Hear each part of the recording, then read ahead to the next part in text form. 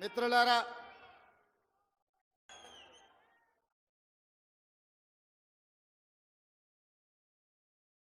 వేములవాడ రాజన్న సాక్షిగా ఈరోజు మీ అభిమాన నాయకుడి అధ్యక్షతన ఆది శ్రీనివాస్ మీ శాసనసభ్యుడి అధ్యక్షతన రాజన్న సిరిసిల్ల జిల్లా అభివృద్ధి కార్యక్రమాలకు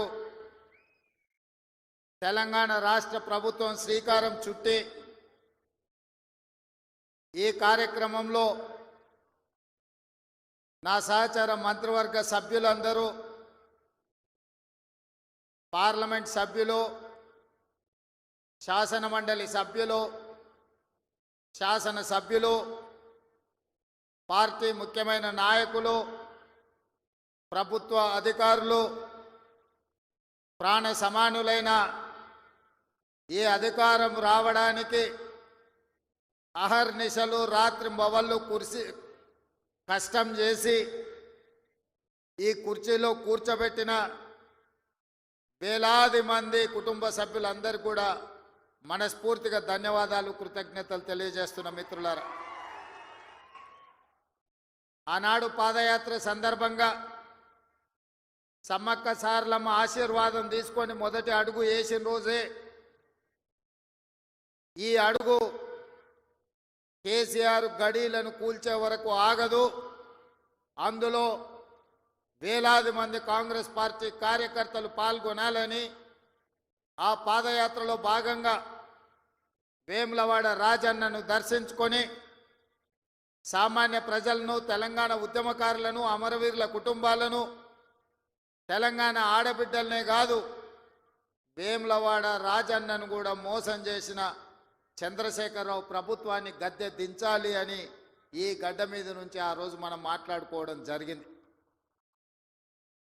ఆనాడు పిసిసి అధ్యక్షుడిగా మీ దగ్గరకు వచ్చినప్పుడే ఆ రోజు చెప్పిన ఇందిరమ్మ రాజ్యం ప్రజాప్రభుత్వం ఏర్పడుతుంది, రాజన్నకు సంబంధించిన అభివృద్ధి కార్యక్రమాలు, అదేవిధంగా వేములవాడ, సిరిసిల్ల, అదేవిధంగా చొప్పదండి నియోజకవర్గాల అభివృద్ధి కార్యక్రమాలు, ముఖ్యంగా 2 దశాబ్దాల నుంచి మిడ్ మానేరు ముంపు బాధితుల సమస్యను పరిష్కరించాలి. మీ వంట వార్పు కార్యక్రమంలో, మీ నిరసన కార్యక్రమంలో, మీరు చేస్తున్న పోరాటంలో చాలాసార్లు నన్ను ఆహ్వానించడం ద్వారా ఆనాడు మీ సమస్య నా దృష్టికి తీసుకొస్తే మనకు అవకాశం వచ్చినప్పుడు ఆ సమస్యను పరిష్కరించాలి అని చెప్పి ఆనాడే మీకు మాట ఇవ్వడం జరిగింది. ఇవాళ అదే కాకుండా కలికోట సూరమ్మ ప్రాజెక్టు పాదయాత్ర సందర్భంగా ప్రాజెక్టు మొత్తం కలే తిరిగి ఖచ్చితంగా అధికారులకు వచ్చిన వెంబడే ఈ ప్రాజెక్టును పూర్తి చేసే బాధ్యత కాంగ్రెస్ ప్రభుత్వం తీసుకుంటుంది అని ఆనాడు ఈ ప్రాంత రైతాంగానికి చెప్పడం జరిగింది. ఆ రోజు పాదయాత్రలో పెద్దలు జీవన్ రెడ్డి గారు ఈ జిల్లా స్థితిగతులను, ఈ జిల్లాలో గత 40-50 సంవత్సరాల నుంచి చేసిన అభివృద్ధిని, ఈ ప్రాంతానికి ప్రాతినిధ్యం వహించిన ప్రజాప్రతినిధుల గురించి వారు తెలియజెప్పినప్పుడు ఈ కరీంనగర్ గడ్డకు పరిపాలన చాతుర్యమే కాదు పోరాటాల పౌరుషం ఉన్నదన్న సంగతి ఆ పాదయాత్రలో కూలంకషంగా తెలుసుకోవడం జరిగింది. కొండగట్టు హనుమంతుడి ఆశీర్వాదం తీసుకొని ఖచ్చితంగా ఈ జిల్లా అభివృద్ధి కార్యక్రమాలలో ఆనాడు శ్రీరామ్ సాగర్ నుంచి మొదలు పెడితే శ్రీపాద ఎల్లంపల్లి ప్రాజెక్టు వరకు ఈ ప్రాంతంలో కట్టిన ప్రాజెక్టులు కాంగ్రెస్ పార్టీనే, మిగిలిన వాటిని పూర్తి చేసేది కూడా కాంగ్రెస్ పార్టీనే అని ఆనాడు మీ అందరికీ ఆ రోజు చెప్పడం జరిగింది.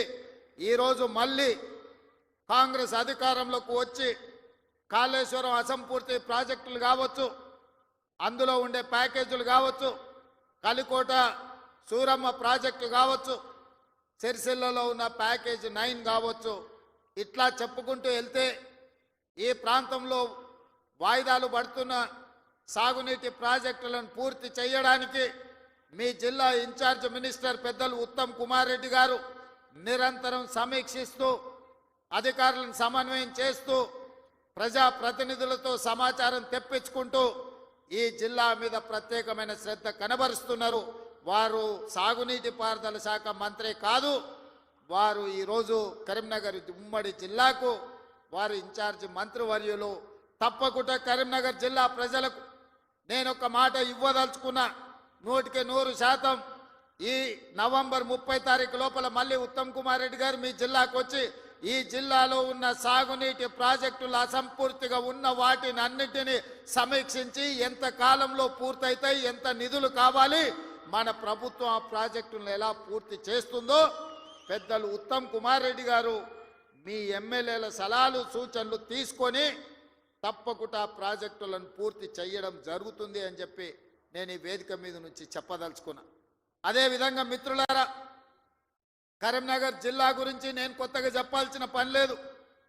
ఆనాడు ఈ దేశానికి దశ దిశ నిర్దేశం సూచించిన పివి నరసింహారావు గారు మంతని శాసనసభ నియోజకవర్గం నుంచి గ్రామ స్థాయి నుంచి ఢిల్లీ వరకు నాయకత్వాన్ని అందించి పరిపాలన అంటే ఇట్లా ఉండాలి, తెలంగాణ బిడ్డ పరిపాలన చేస్తే ప్రపంచమే ఆశ్చర్యపోయే విధంగా అబ్బురపడే విధంగా దేశాన్ని అభివృద్ధి పదం వైపు నడిపిస్తాడని చెప్పిన పివి నరసింహారావు మీ బిడ్డ, కరీంనగర్ బిడ్డ అని చెప్పి ఈ సందర్భంగా మనం గుర్తు చేసుకోవాలి.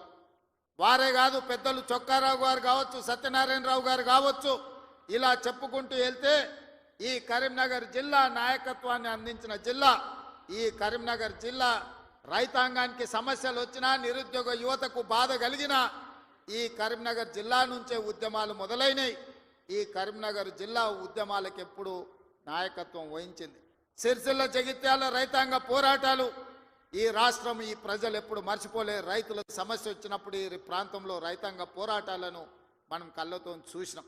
అదే కాదు, తెలంగాణ రాష్ట్రం కావాలి, తెలంగాణ రాష్ట్రం కళ నెరవేరాలి అని ఈ ప్రాంతంలో లేచిన ఉవ్వెత్తిన ఉద్యమాన్ని ఆనాడు 2004 సంవత్సరంలో శ్రీమతి సోనియా గాంధీ గారు ఇదే కరీంనగర్ గడ్డ మీద నుంచి మీకు మాట ఇచ్చిండ్రు.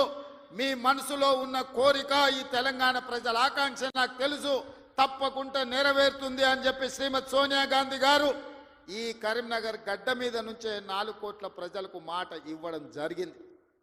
ఆ తర్వాత జరిగిన పరిణామాలు నేను చెప్పేదానికంటే మీ పార్లమెంట్ సభ్యుడు పొన్నం ప్రభాకర్ గారు ఆ రోజు పార్లమెంటులో పెప్పర్ స్ప్రేలను అడ్డుకొని తెలంగాణ బిల్లును ఆమోదింపజేయడంలో పెద్దలు జైపాల్ రెడ్డి గారి నుంచి మొదలు పెడితే మన పార్లమెంట్ సభ్యులందరూ పట్టుదలతోని వీరోచితంగా లోక్సభలో కొట్లాడితే తెలంగాణ రాష్ట్ర బిల్లు ఆమోదం అయ్యింది.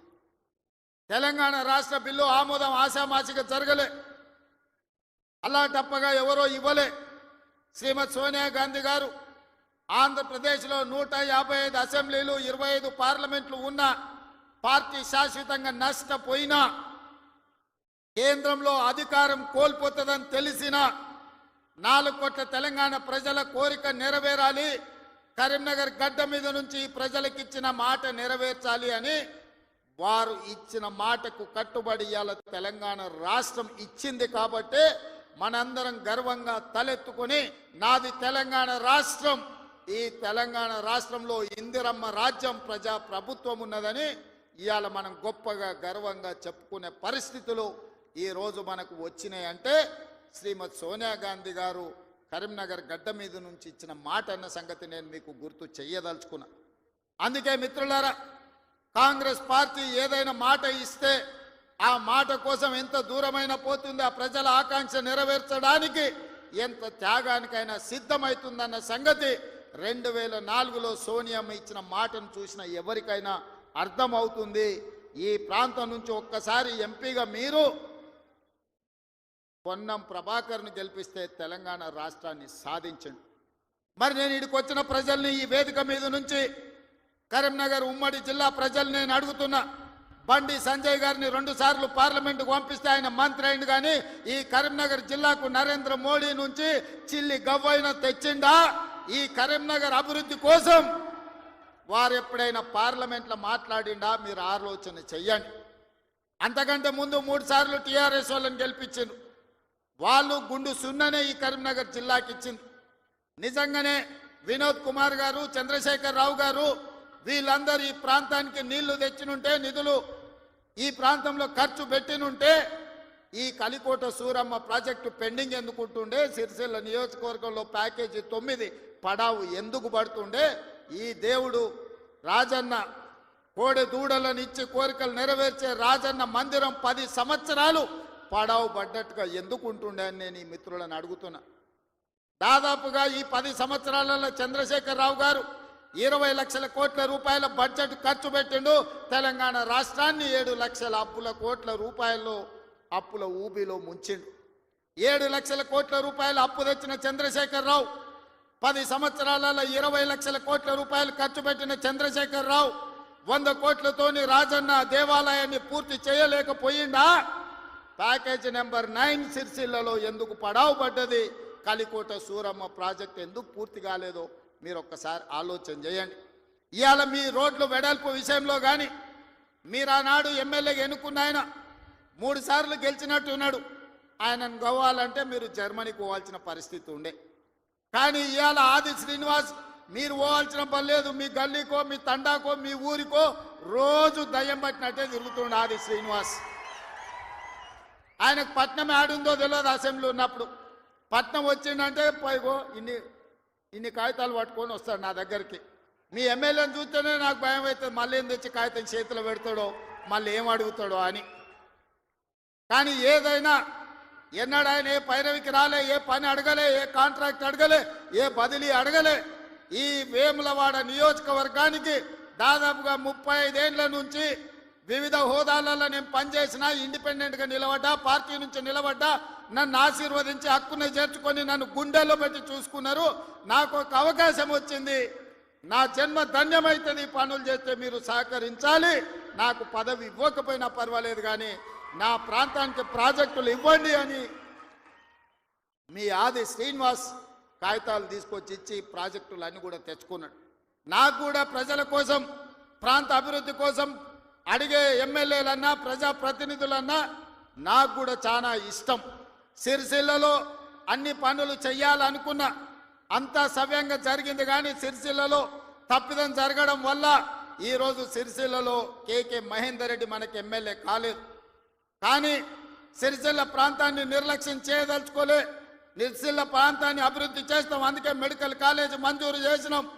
అదేవిధంగా మా చేనేత కార్మికుల కోసం యాడ్ను డిపో రాజన్న సాక్షిగా వేములవాడలో ఈరోజు పెట్టినాం. ఈ ప్రాంతంలో ఉండే నేతన్నల్ని, గీతన్నల్ని, గల్ఫ్ కార్మికులను ఆదుకోవాలనేది మా విధానం. గల్ఫ్ కార్మికుల విషయంలో మా మేడిపల్లి సత్యం కావచ్చు, మా డాక్టర్ కవంపల్లి సత్యనారాయణ గారు కావచ్చు, పెద్దలు జీవన్ రెడ్డి గారు, ఆది శ్రీనివాస్ ఈ ప్రాంత జగిత్యాల కోరుట్ల ప్రాంతం నుంచి ఇక్కడ నుంచి వలసలు పోయే గల్ఫ్ కార్మికుల గురించి గల్ఫ్ బోర్డు పెట్టాలి. గల్ఫ్ కార్మికులు అక్కడికి పోతే ఏదైనా ప్రమాదం జరిగి గల్ఫ్ దేశాలలో, మిడిల్ ఈస్ట్ కంట్రీలో చచ్చిపోతే కనీసం ఆ కుటుంబాలు శవాన్ని కూడా చూసే పరిస్థితి లేదు. ఆ కుటుంబాలను ఆదుకునే పరిస్థితి అంతకంటే లేదు. వాళ్ళ పిల్లలు అనాథలైపోతున్నారు. ఆ కుటుంబాలను ఆదుకోవాలని పాదయాత్ర సందర్భంగా చెప్తే మన ప్రభుత్వం, ప్రజాప్రభుత్వం గల్ఫ్ కార్మికులను ఆదుకోవడానికి బోర్డుతో పాటు అక్కడ ఎవరైనా ప్రమాదవశాత్తు చనిపోతే 5 లక్షల రూపాయల నష్టపరిహారం ఇవ్వాలని ఇవాళ గల్ఫ్లో చనిపోతున్న వాళ్ళ కుటుంబాలకు నిన్ననే చనిపోయిన వాళ్ళందరూ కూడా ఖాతాలో 5 లక్షలు పడ్డాయని నేను భావిస్తున్నా. ఎందుకంటే నేను బయలుదేరే ముందు నిన్న వరంగల్లో మా అధికారులకు ఆదేశాలు ఇచ్చిన. గతంలోనే నేను కొంతమంది బాధితులు ఉంటే సెక్రటేరియట్కి పిలిచి వాళ్ళకి చెక్కులు ఇవ్వడం జరిగింది. నేను ఎందుకు ఈ మాట చెప్తున్నంటే ఈ ప్రాంతంలో ఉన్న చేనేత కార్మికులు, బీడీ కార్మికులు ఈ ప్రాంతంలో వలసలు ఎక్కువ. పాలమూరు నుంచి తట్ట పనో, పార పనో, మట్టు పనో, లేకపోతే బొంబాయో, దుబాయో పోయే పరిస్థితులు ఉంటే ఇక్కడ పూర్తిగా గల్ఫ్, మిడిల్ ఈస్ట్ కంట్రీలకే వెళ్తున్నారు. వీళ్ళ కోసం ప్రత్యేకమైన బోర్డు తేవాలి, వీళ్ళని ప్రత్యేకంగా ఆదుకోవాలి, వీళ్ళ పిల్లలకు ఒక మంచి చదువులు ఇవ్వాలి, వాళ్లకు మంచి భవిష్యత్తు ఉండాలి అని ఇవాళ గల్ఫ్ కార్మికుల గురించి మన ప్రభుత్వం ఆలోచన చేస్తున్నది. తప్పకుండా తొందరలోనే ఇప్పుడు 11వ నెలలు ఉన్నాం. 10 నెలల్లో 4 నెలలు పార్లమెంట్ ఎన్నికలకే పోయినాయి. మీకు తెలుసు, మనం సరిగ్గా పరిపాలన చేసింది వచ్చిన కొత్తలో కొత్త సంసారమే 2-3 నెలలు. ఆ తర్వాత 4 నెలలు పార్లమెంట్ ఎన్నికల్లోనే పోయినాయి. 7 నెలలు తీస్తే సరిగ్గా కుదురుగా కుర్చీలో కూర్చొని సచివాలయానికి పోయి అధికారులతో మాట్లాడి పరిపాలనపరమైన నిర్ణయాలు తీసుకున్నది 4 నెలలే అని చెప్పి ఈరోజు తెలంగాణ సమాజానికి 4 కోట్ల ప్రజలకు నేను చెప్పదలుచుకున్నా. అయినా 10 సంవత్సరాలు చంద్రశేఖరరావు చేయలేని పనులన్నిటిని కూడా పడావు పెట్టిన ప్రాజెక్టులన్నిటిని కూడా తిరిగి పునః ప్రారంభించి ఈరోజు ప్రభుత్వం ముందుకెళ్తుంటే ఆయననేమో ఫామ్ హౌస్లో వండుకుంటాడు, వీళ్ళిద్దరేమో మన కాళ్ళలో కట్టబెట్టనికి తిరుగుతున్నారు. ఏలేశ్వరం పోయినా శనీశ్వరుడు వదలేదన్నట్టు ఇవాళ ఓడగొట్టి ఇంట్లో వండబెట్టిన అసెంబ్లీ ఎన్నికల్లో అధికారం పోయింది, పార్లమెంటులో సీట్లన్నీ పోయి గుండు 0 వచ్చింది. ఇప్పుడు వాళ్ళకు మెదడే పోయినట్టు అనిపిస్తుంది. అసెంబ్లీ ఎన్నికలలో అధికారం పోయింది, పార్లమెంటులో ఉన్న సీట్లన్నీ పోయినాయి. ఇప్పుడు వాళ్ళ ఏషాలు చూస్తుంటే ఉన్న మెదడు కూడా దొబ్బినట్టే నాకు అనిపిస్తుంది. ఏం మాట్లాడుతున్నారో నాకైతే అర్థమవుతలేదు. 10 సంవత్సరాలు మీరు ఇవన్నీ చేసి ఉంటే ఇవాళ రైతులకు 18,000 కోట్ల రూపాయలు 25 రోజుల్లో 23 లక్షల కుటుంబాలకు రైతు రుణమాఫీ చేయాల్సిన అవసరం నాకు వస్తుండేనా? 10 ఏళ్లలో నువ్వు 1,00,000 రూపాయలని 4 విడతలని మిత్తి కడతా అని అసలు మిత్తి కలిసి తడిసి మోపెడై రైతులు దేశంలోనే ఆత్మహత్యలలో 2వ స్థానం తెలంగాణ రాష్ట్రం వచ్చిన సంగతి చంద్రశేఖరరావు గారు మర్చిపోయినట్టున్నాడు. మహారాష్ట్ర మొదటి స్థానంలో ఉంటే ఈ 10 సంవత్సరాలు తెలంగాణ రాష్ట్రం రైతుల ఆత్మహత్యలలో 2వ స్థానాన్ని ఆక్రమించింది. నువ్వు రైతు రుణమాఫీ చేస్తా అని మొదటి 5 సంవత్సరాలు 1,00,000 రూపాయలు చేస్తా అని 4 విడతలని 5 ఏళ్ళని నువ్వు ఆ 1,00,000 చేసే లోపల ఇంకొక 1,00,000 మిత్తి అయింది. అసలు మిత్తి తడిసి మోపెడైంది. రెండవసారి మళ్ళీ 1,00,000 రూపాయలు ఇస్తా అని 5 ఏళ్ళైనా 1,00,000 రూపాయలు పూర్తి చేయలే. ఆ 5 ఏళ్లలో ఆయన ఇచ్చింది 11,000 కోట్ల రూపాయలు. ఇవాళ చంద్రశేఖరరావు గారిని అసెంబ్లీకి రమ్మనుండ్రి, లెక్కలన్నీ తీసి నేను చదివి వినిపిస్తా.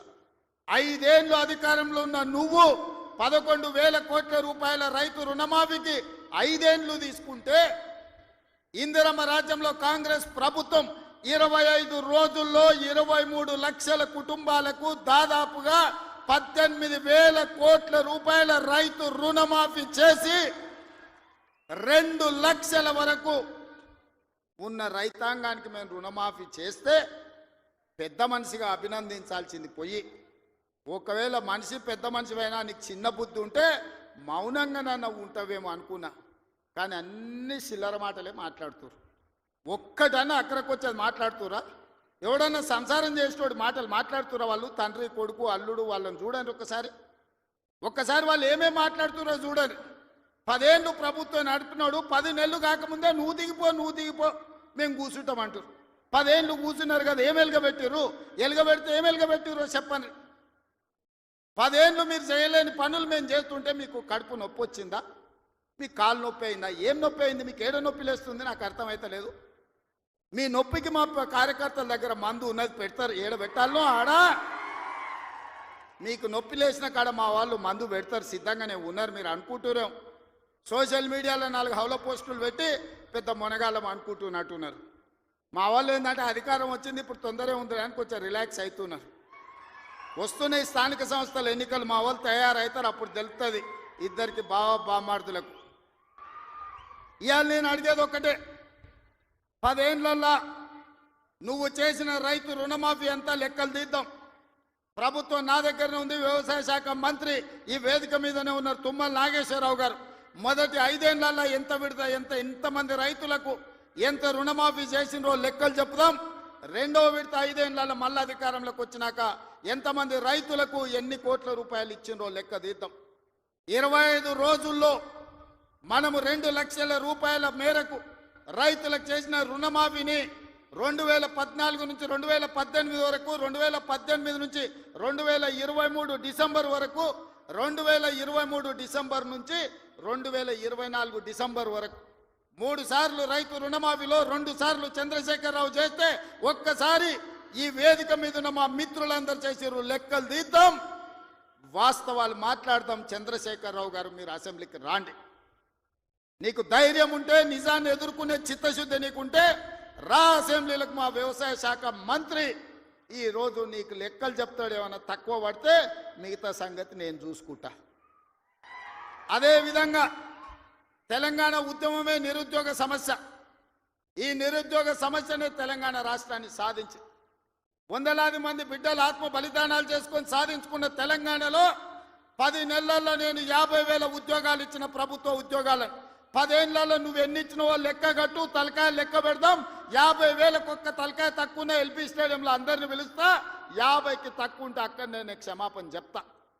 స్వతంత్రం వచ్చినప్పటి నుంచి భారతదేశంలో ఏ రాష్ట్రం కూడా మొదటి సంవత్సరంలో 10 నెలల్లో 50,000 ఉద్యోగాలు ఇవ్వలేదు. నేను సూటిగా సవాలు విసురుతున్న చంద్రశేఖర్ రావు గారికి, రా నీ 10 ఏళ్ల పాలనలో ప్రతి సంవత్సరానికి నువ్వు ఎన్ని ఉద్యోగాలు ఇచ్చినావు, 10 నెలలల్లా నేను 50,000 ఉద్యోగాలు ఇచ్చిన లెక్క కట్టి తలకాయలు మొత్తం ఎల్పీ స్టేడియంలో పిలిపించి అందరిని పెడతా. నువ్వు వాళ్ళ తల లెక్క పెట్టుకో. ఒక్క తల తగ్గిన క్షమాపణ చెప్పడానికి నేను సిద్ధంగా ఉన్నా. అన్ని చిల్లర మాటలే. మా తాత ఉన్నప్పుడే నోటిఫికేషన్ ఇచ్చిండు, మా ముత్తాత ఉన్నప్పుడే మేము ఇవన్నీ చేసినాం అంటాడు. వెనకటికి ఎవడోనంటే వాడిని తాతలు నేతులు తాగుతానంట, ఇప్పుడు వీడు మూతులు నాకిండంట. గట్లున్నది వీళ్ళ మాటలు. చెప్పుకోవడానికి బాగానే ఉంటుంది. మా చచ్చిపోయిన బర్రె పగిలిపోయిన కుండ నిండా పాలిస్తుండని. బర్రె చచ్చింది, కుండ పగిలింది. ఇంకా బుద్ధి మాత్రం మారలేదు వీళ్ళకు. అందుకే ఇవాళ రైతు రుణమాఫీ విషయంలో కానీ, నిరుద్యోగ సమస్య విషయంలో కానీ, ఆర్టీసీలో ఆడబిడ్డలకు ఉచిత ప్రయాణం ఏదైతే ఇచ్చినామో 1,10,00,000 మంది ఆడబిడ్డలు ఈరోజు అమ్మగారి ఇంటికి పోవాలన్నా, రాముల వారిని దర్శించుకోవాలన్నా ఒక్క రూపాయి ఒక్క పైసలు లేకున్నా పోవచ్చు. 3,700 కోట్ల రూపాయలు మంత్రి పొన్నం ప్రభాకర్ గారు ఇవాళ ఖర్చు పెట్టి ఆడబిడ్డలకు ఉచిత బస్సు ప్రయాణం ఇచ్చాడు. ఇదే కాదు, ఆనాడు మోడీ ప్రభుత్వం 1,200 రూపాయల సిలిండర్ చేస్తే ఈరోజు ఆడబిడ్డలకు 500 రూపాయలకే సిలిండర్ ఇస్తున్నాం. ఆ శాఖ ఉత్తమ్ కుమార్ రెడ్డి గారు చూస్తున్నారు. అదేవిధంగా ప్యాడీ ఆయన ఏమన్నాడే కేసీఆర్, ఊరేసుకుంటే ఊరేసుకున్నట్టే అన్నాడు. అన్నట్టు ఉండాలి కదా. ఆయన మాత్రం ఫామ్ హౌస్లో 150 ఎకరాలు ఊరేసుకున్నాడు. అవన్నీ లెక్కలు తీసి బయట పెట్టిన వీడియోలతో సహా.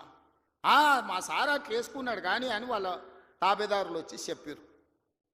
ఆ తర్వాత మన ప్రభుత్వం వచ్చినాక ఉత్తమ్ కుమార్ రెడ్డి గారితో వ్యవసాయ శాఖ మంత్రితో మాట్లాడి వరి పండించాల్సిందే, వరి కొనాల్సిందే, సన్న ఓట్లు వండిస్తే 500 బోనస్ ఇస్తామంటే ఇవాళ 66 లక్షల ఎకరాలల్లా 1,53,00,000 మెట్రిక్ టన్నుల వరి ధాన్యాన్ని ఇవాళ తెలంగాణ గడ్డ పండించింది. స్వతంత్రం వచ్చినప్పటి నుంచి ఉమ్మడి ఆంధ్రప్రదేశ్లో కూడా ఇంత వరి పంట రాలేదు.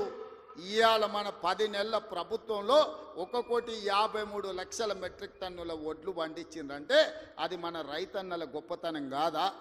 గతంలో వడ్లు అంటే కాళేశ్వరం నీళ్లు తెచ్చిన అన్నాడు. ఆ దిక్కుమాలినోడు కట్టిన కాళేశ్వరం మేడిగడ్డ, అన్నారము, సుందిల్ల 3 కుప్పగూలినాయి. వెనకటికి కూడా పనిమంతుడు పందిరేస్తున్నట కుక్కతో తలిగి కూలిపోయిందంట.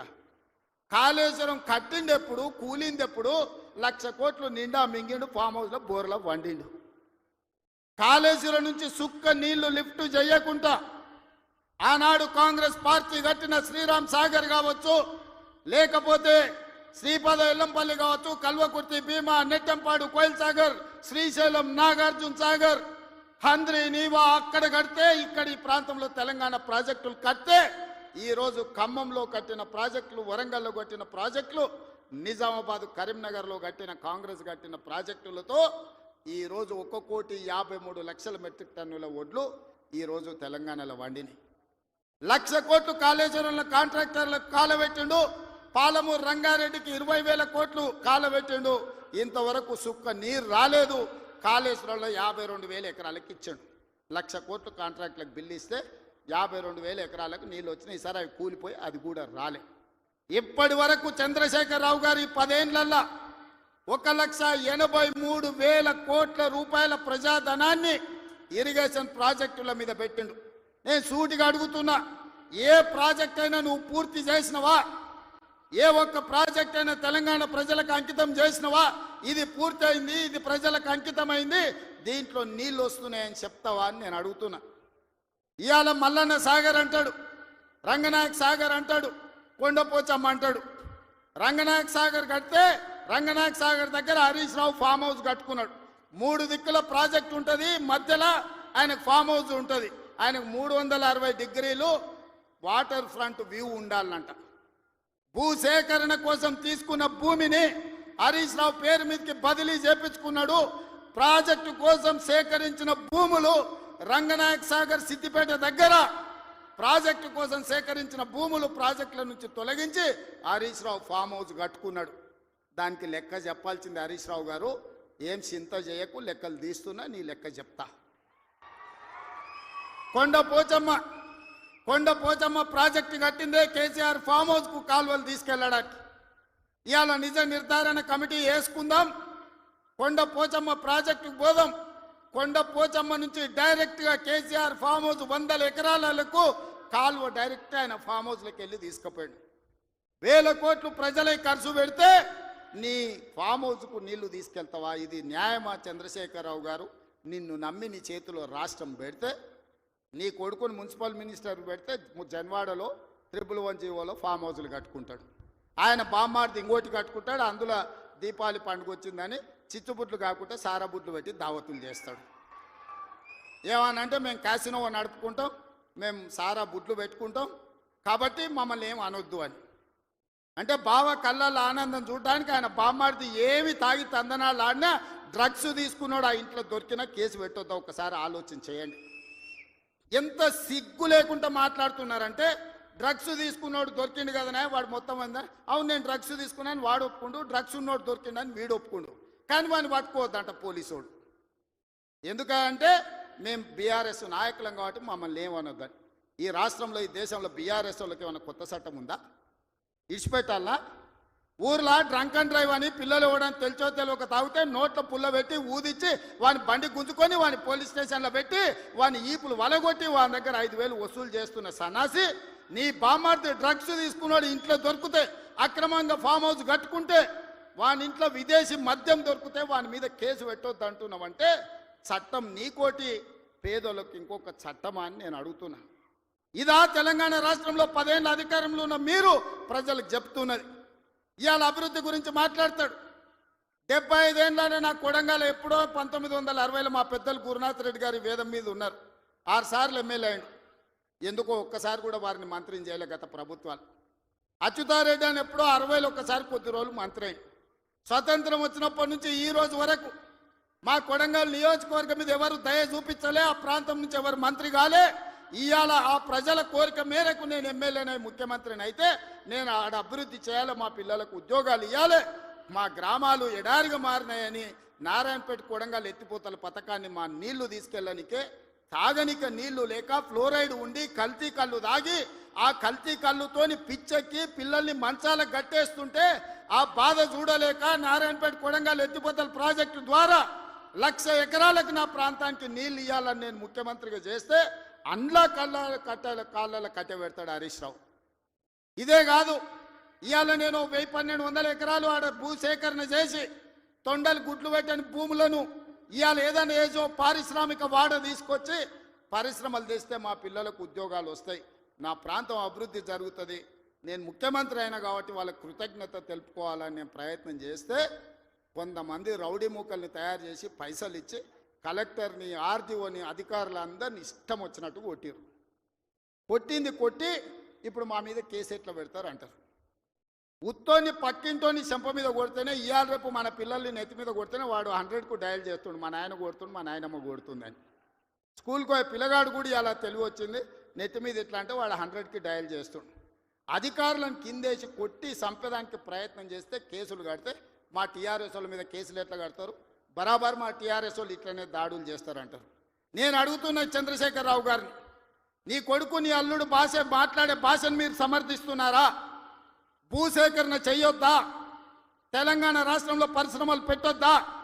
మా IT and industry Sridhar Babu గారు రోజుకి 20 గంటలు పనిచేస్తూ ఈ రాష్ట్రానికి 1,000 కోట్ల రూపాయల పెట్టుబడులు తెచ్చి విదేశీ పరిశ్రమలను రప్పించి నిరుద్యోగ యువకులకు, ఇంజనీర్లకు ఈరోజు ఉపాధి కల్పించాలని చేస్తున్న ప్రయత్నం తెలంగాణ రాష్ట్రంలో చెయ్యొద్దా? మీరు చెప్పండి. 10 ఏళ్ళు ప్రభుత్వం నడిపిన మీరు భూసేకరణ చేయలేదా? మల్లన్న సాగర్ల ప్రజల్ని ముంచలేదా? 14 గ్రామాలను మల్లన్న సాగర్ల ముంచలేదా? కొండ పోచమ్మల ముంచలేదా? రంగనాయక సాగర్ల ముంచలేదా? ఫార్మా సిటీ అని ఎయిర్పోర్ట్ కూతబెట్టి దూరంలో 14,000 ఎకరాల భూములు సేకరించలేదా? ఇవాళ ఒక కొడంగల్లో నేను భూసేకరణ 1000 ఎకరాలు చేస్తే మీ కడుపు మంట ఏంది, మీ దుఃఖం ఏంది, మీ బాధ ఏందని నేను అడుగుతున్నా. ఇదా న్యాయం? ఇదా ప్రభుత్వాన్ని నడిపినోడు మాట్లాడేది? ఈ విధానం ఉంటే రాష్ట్రం అభివృద్ధి చెందుతుందా? నేను అడుగుతున్న ఈ వేదిక మీద నుంచి తెలంగాణ రాష్ట్ర రైతాంగాన్ని, ఎవరో ఒకరు భూమి కోల్పోవాల్సిందే. అభివృద్ధి జరగాలంటే భూసేకరణ జరగాల్సిందే. భూసేకరణ జరిగితే ఎవరో ఒకరు భూమి కోల్పోవాల్సిందే. ఎవరు ఇష్టంగా భూమి ఇవ్వరు.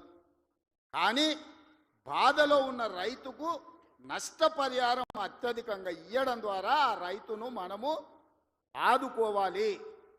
ఇవాళ ఎక్కడైతే భూసేకరణ జరుగుతుందో భూసేకరణ చట్ట ప్రకారం వాళ్ళకి ఎక్కువ ఇవ్వలేకపోతున్నాం. నేను చీఫ్ సెక్రటరీ కలెక్టర్లకు ఆదేశాలు ఇచ్చిన, ఆ ప్రాంతాలలో భూముల విలువ 3 అంతలు పెంచండి. అప్పుడు వాళ్ళ భూమికి ఊర్లో 10 లక్షలు ఇస్తే మనం 30 లక్షల నష్టపరిహారం ఇస్తే ఆ రైతు సంతోషంగా ముందుకొచ్చి భూమి ఇస్తాడు. శాశ్వత అభివృద్ధి కోసం రాష్ట్ర పునర్నిర్మాణంలో త్యాగం చేస్తున్న భూ యజమానులను, వాళ్ళు దళితులు, గిరిజనులు, బలహీన వర్గాల వాళ్ళు ఉంటారు. చిన్న చిన్న భూములు ఉంటాయి, కుటుంబంలో 5-6 మంది ఉంటారు. వాడు అసూటనో ఇసూటనో పోయి భూమి కొనుక్కోవాలంటే నష్టపరిహారం అత్యధికంగా ఇవ్వాలని చట్టాన్ని సవరించమని వాళ్ళు నేను ఆదేశాలు ఇచ్చిన. నేను అడుగుతున్న మిత్రులారా, నల్లమల అడవుల్లో నుంచి ఒక గ్రామీణ ప్రాంతంలో వ్యవసాయ కుటుంబం, ఒక రైతు బిడ్డగా జిల్లా పరిషత్ మెంబర్ నుంచి ముఖ్యమంత్రికి వచ్చిన, నాకు తెలియవా కష్టాలు? భూమితో ఉన్న సెంటిమెంట్ నాకు తెలియదా? భూమే మన ఆత్మగౌరవం అన్న సంగతి నాకు తెలియదా? గ్రామంలో మన గుర్తింపు, మన గౌరవం, మన ఆత్మగౌరవం, ఊరిలో మనకున్న భూమి, మనం చేసే వ్యవసాయము. ఎన్నెట్ల నాగలి కడతాడా అని అంటే వెనకటికి పిల్లనిచ్చేటోళ్ళు, 20 జతలు ఎట్లు నాగలి కడతాడు అని అంటే వాళ్ళు పిల్లనిచ్చేటోళ్ళు. భూమి లేనోడికి పిల్లని ఇవ్వాలంటే 10 సార్లు ఆలోచన చేసేటోళ్ళు.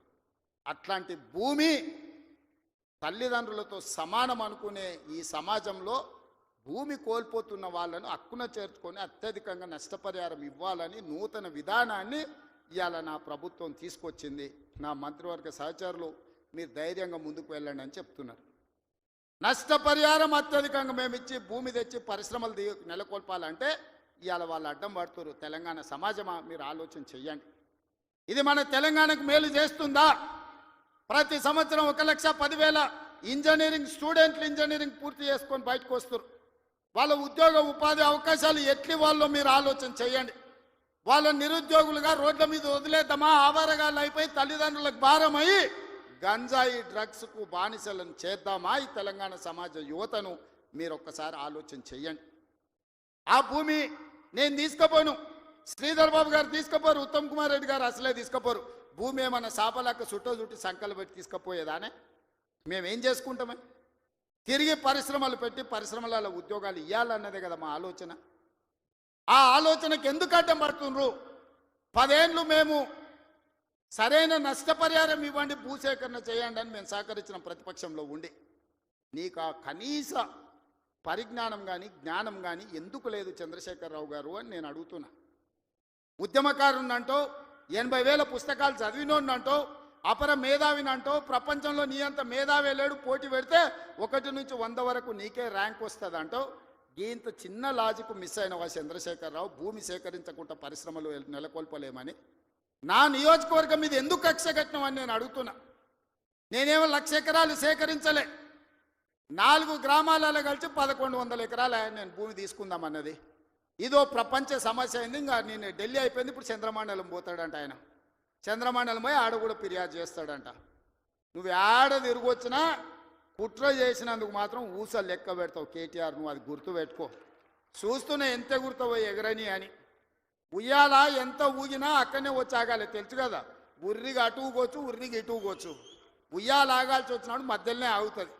యాడ్ కురుకుతాడు, ఎంత దూరం ఉరుకుతాడు. ఉరకని అని చూస్తున్నా, ఉరుకులాట ఏందో చూద్దాం కేటీఆర్ దాని. అందుకే మిత్రులారా, ఈ తెలంగాణ రాష్ట్రాన్ని అభివృద్ధి చేసుకుందాం. రాజన్న సిరిసిల్ల అభివృద్ధి కోసం నిధులు ఇచ్చినాం. ఇవాళ మీ ప్రాంత అభివృద్ధి మా బాధ్యత. 10 సంవత్సరాలలో ఈ తెలంగాణను ఒక గొప్ప అద్భుతమైన అభివృద్ధి చెందిన రాష్ట్రంగా తీర్చిదిద్దుకుందాం. తెలంగాణ రైజింగ్ ఈ దేశంలోని ఏ రాష్ట్రమైనా తెలంగాణను చూసి కాపీ కొట్టాల్సిందే, తెలంగాణ రాష్ట్రాన్ని చూడడానికి రావాల్సిందే. ఆ విధంగా మనం అభివృద్ధి చేసుకుంటూ ముందుకు వెళ్దాం. ఇంత మంచి కార్యక్రమాన్ని ఏర్పాటు చేసినందుకు అధికారులతో పాటు నిర్వాహకులకు అందరికీ మనస్ఫూర్తిగా ధన్యవాదాలు తెలియజేస్తున్నా. చాలా విషయాలు ఉన్నాయి మీతో పంచుకోవాల్సినవి, వస్తానే ఉంటా, మిగతా విషయాలు మాట్లాడుతూనే ఉంటా. చివరిగా చంద్రశేఖరరావు గారికి మాత్రం ఒక మాట చెప్తున్నా, అసెంబ్లీకి రా స్వామి, రా, వచ్చి కూర్చుందాం, రా, నీ 80,000 పుస్తకాలు ఏం చదివినావు మాట్లాడదాం, ఒక్కసారి రావే స్వామి, వస్తే రోజంతా చర్చ చేద్దాం, చేస్తే ఏందో తెలుస్తుంది లెక్క. మళ్ళొక్కసారి అదేవిధంగా చేనేత కార్మికుల కోసం పని కల్పించాలని మన స్వయం సహాయక సంఘాల ఎస్హెచ్ గ్రూపులకు 65,000 మంది ఉన్న 65 లక్షల మంది ఉన్నారు. 1,30,00,000 చీరలు స్వయం సహాయక సంఘాలకు సంవత్సరానికి 2 చీరలు ఈరోజు మంచి క్వాలిటీతో ఇచ్చి ఆడబిడ్డల ఆత్మ గౌరవంతో ఉండే విధంగా నిర్ణయం తీసుకున్నాం. ప్రతి ఆడబిడ్డలకు 2 చీరలు ఇస్తాం. ఇక్కడుండే మా వాళ్లకు ఓన్లీ పవర్ లూమ్ నుంచి కాకుండా మన పాలిస్టర్ అండ్ కాటన్ మిక్స్డ్లో చీరలు తయారు చేయండి, మంచి చీరలు వాళ్ళకి ఇద్దాం, ఆత్మ గౌరవంతో బ్రతికే విధంగా తెలంగాణను ముందుకు తీసుకెళ్దామని తెలియజేస్తూ మీ అందరి దగ్గర సెలవు తీసుకుంటున్న ధన్యవాదాలు మిత్రులారా. పడతాడు మన రేవంత్ అన్న, పేద ఇంటికి పండుగ తెస్తాడు. సోనియమ్మ దివెనతోని రాహులన్న సైనికుడయ్యి పెద్ద కొడుకై యుద్ధం చెయ్య సిద్ధమాయే రేవంత్ అన్న. 3 రంగుల జెండా పట్టి సింగమోలే కదిలినాడు, ఒక్కరో కాంగ్రెస్ సూర్యుడు మన రేవంత్ అన్న, నిగ్గదీసి అడిగే మొనగాడు.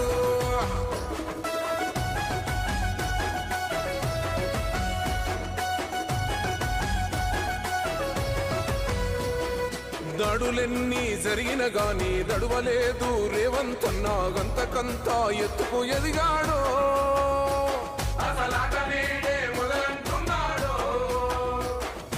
ఒక్కనాడు పోలేదు, ఒక్కడయ్యి కొట్లాడాడు, అందుకే పెద్ద నాయకుడయ్యాడు.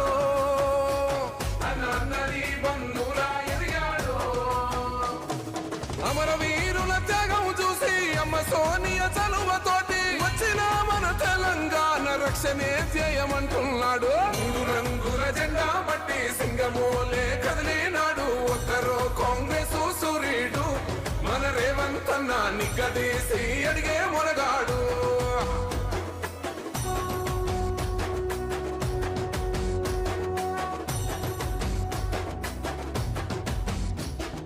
అహమంటూ లేనివాడు, అందరినీ కలిపేటోడు, ఆనాటి రోజులు తెస్తాడు. మన ఆశలన్నీ తెచ్చే నాయకుడు. ఇందిరమ్మ రాజ్యం మళ్ళీ రేవంతు వల్లే సాధ్యం, మన వంతుగా గన్నకు తోడుందా, మన ఉద్యమానికి సిద్ధం అయిపోదా. తెలంగాణ పులి బిడ్డ మరువబోదు నిన్ని గంట, జై జై మా రేవంత్ అన్న గన్నది మన తెలంగాణ. 3 రంగుల జెండా పట్టి సింగమోలే కదిలినాడు, ఒక్కరో కాంగ్రెస్ సూర్యుడు మన రేవంత్ అన్న, నిగ్గదీసి అడిగే మునగాడు.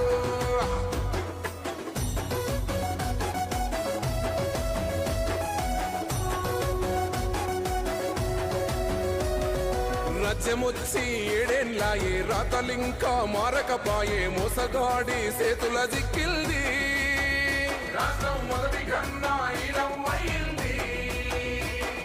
నాటి నుండి నేటి వరకు ధీటుగా నిలదీస్తున్నాడు, మేలుకోర తమ్మి ఇప్పుడైనా అన్న బాహుబలిలా ముందుకు వచ్చాడు. గుండె నిండా తమ్మున్నోడు కొండనైనా కొడుతాడు, ఆడు ఎవ్వడు ఈడు ఎవడు అందరం రేవంతు వెంటే. 3 రంగుల జెండా పట్టి సింగమోలే కదిలినాడు, ఒక్కరో కాంగ్రెస్ సూర్యుడు మన రేవంత్ అన్న, నిగ్గదీసి అడిగే మొనగాడు. వీడు దొంగ దొరల భరతం పడతాడు, మన రేవంత్ అన్న, పేద ఇంటికి పండుగ తెస్తాడు. సోనియమ్మ దివెనతోని రాహులన్న సైనికుడయ్యి పెద్ద కొడుకై యుద్ధం వీడు ఇంటికి పండుగ తెస్తాడు సోనియమ్మ దివెనతోని రాహులన్న సైనికుడయ్యి పెద్ద కొడుకై యుద్ధం చెయ్య సిద్ధమాయే రేవంత్ అన్న 3 రంగుల జెండా పట్టి సింగమోలే కదిలినాడు ఒక్కరో కాంగ్రెస్ సూర్యుడు మన రేవంత్ అన్న నిగ్గదీసి అడిగే మొనగాడు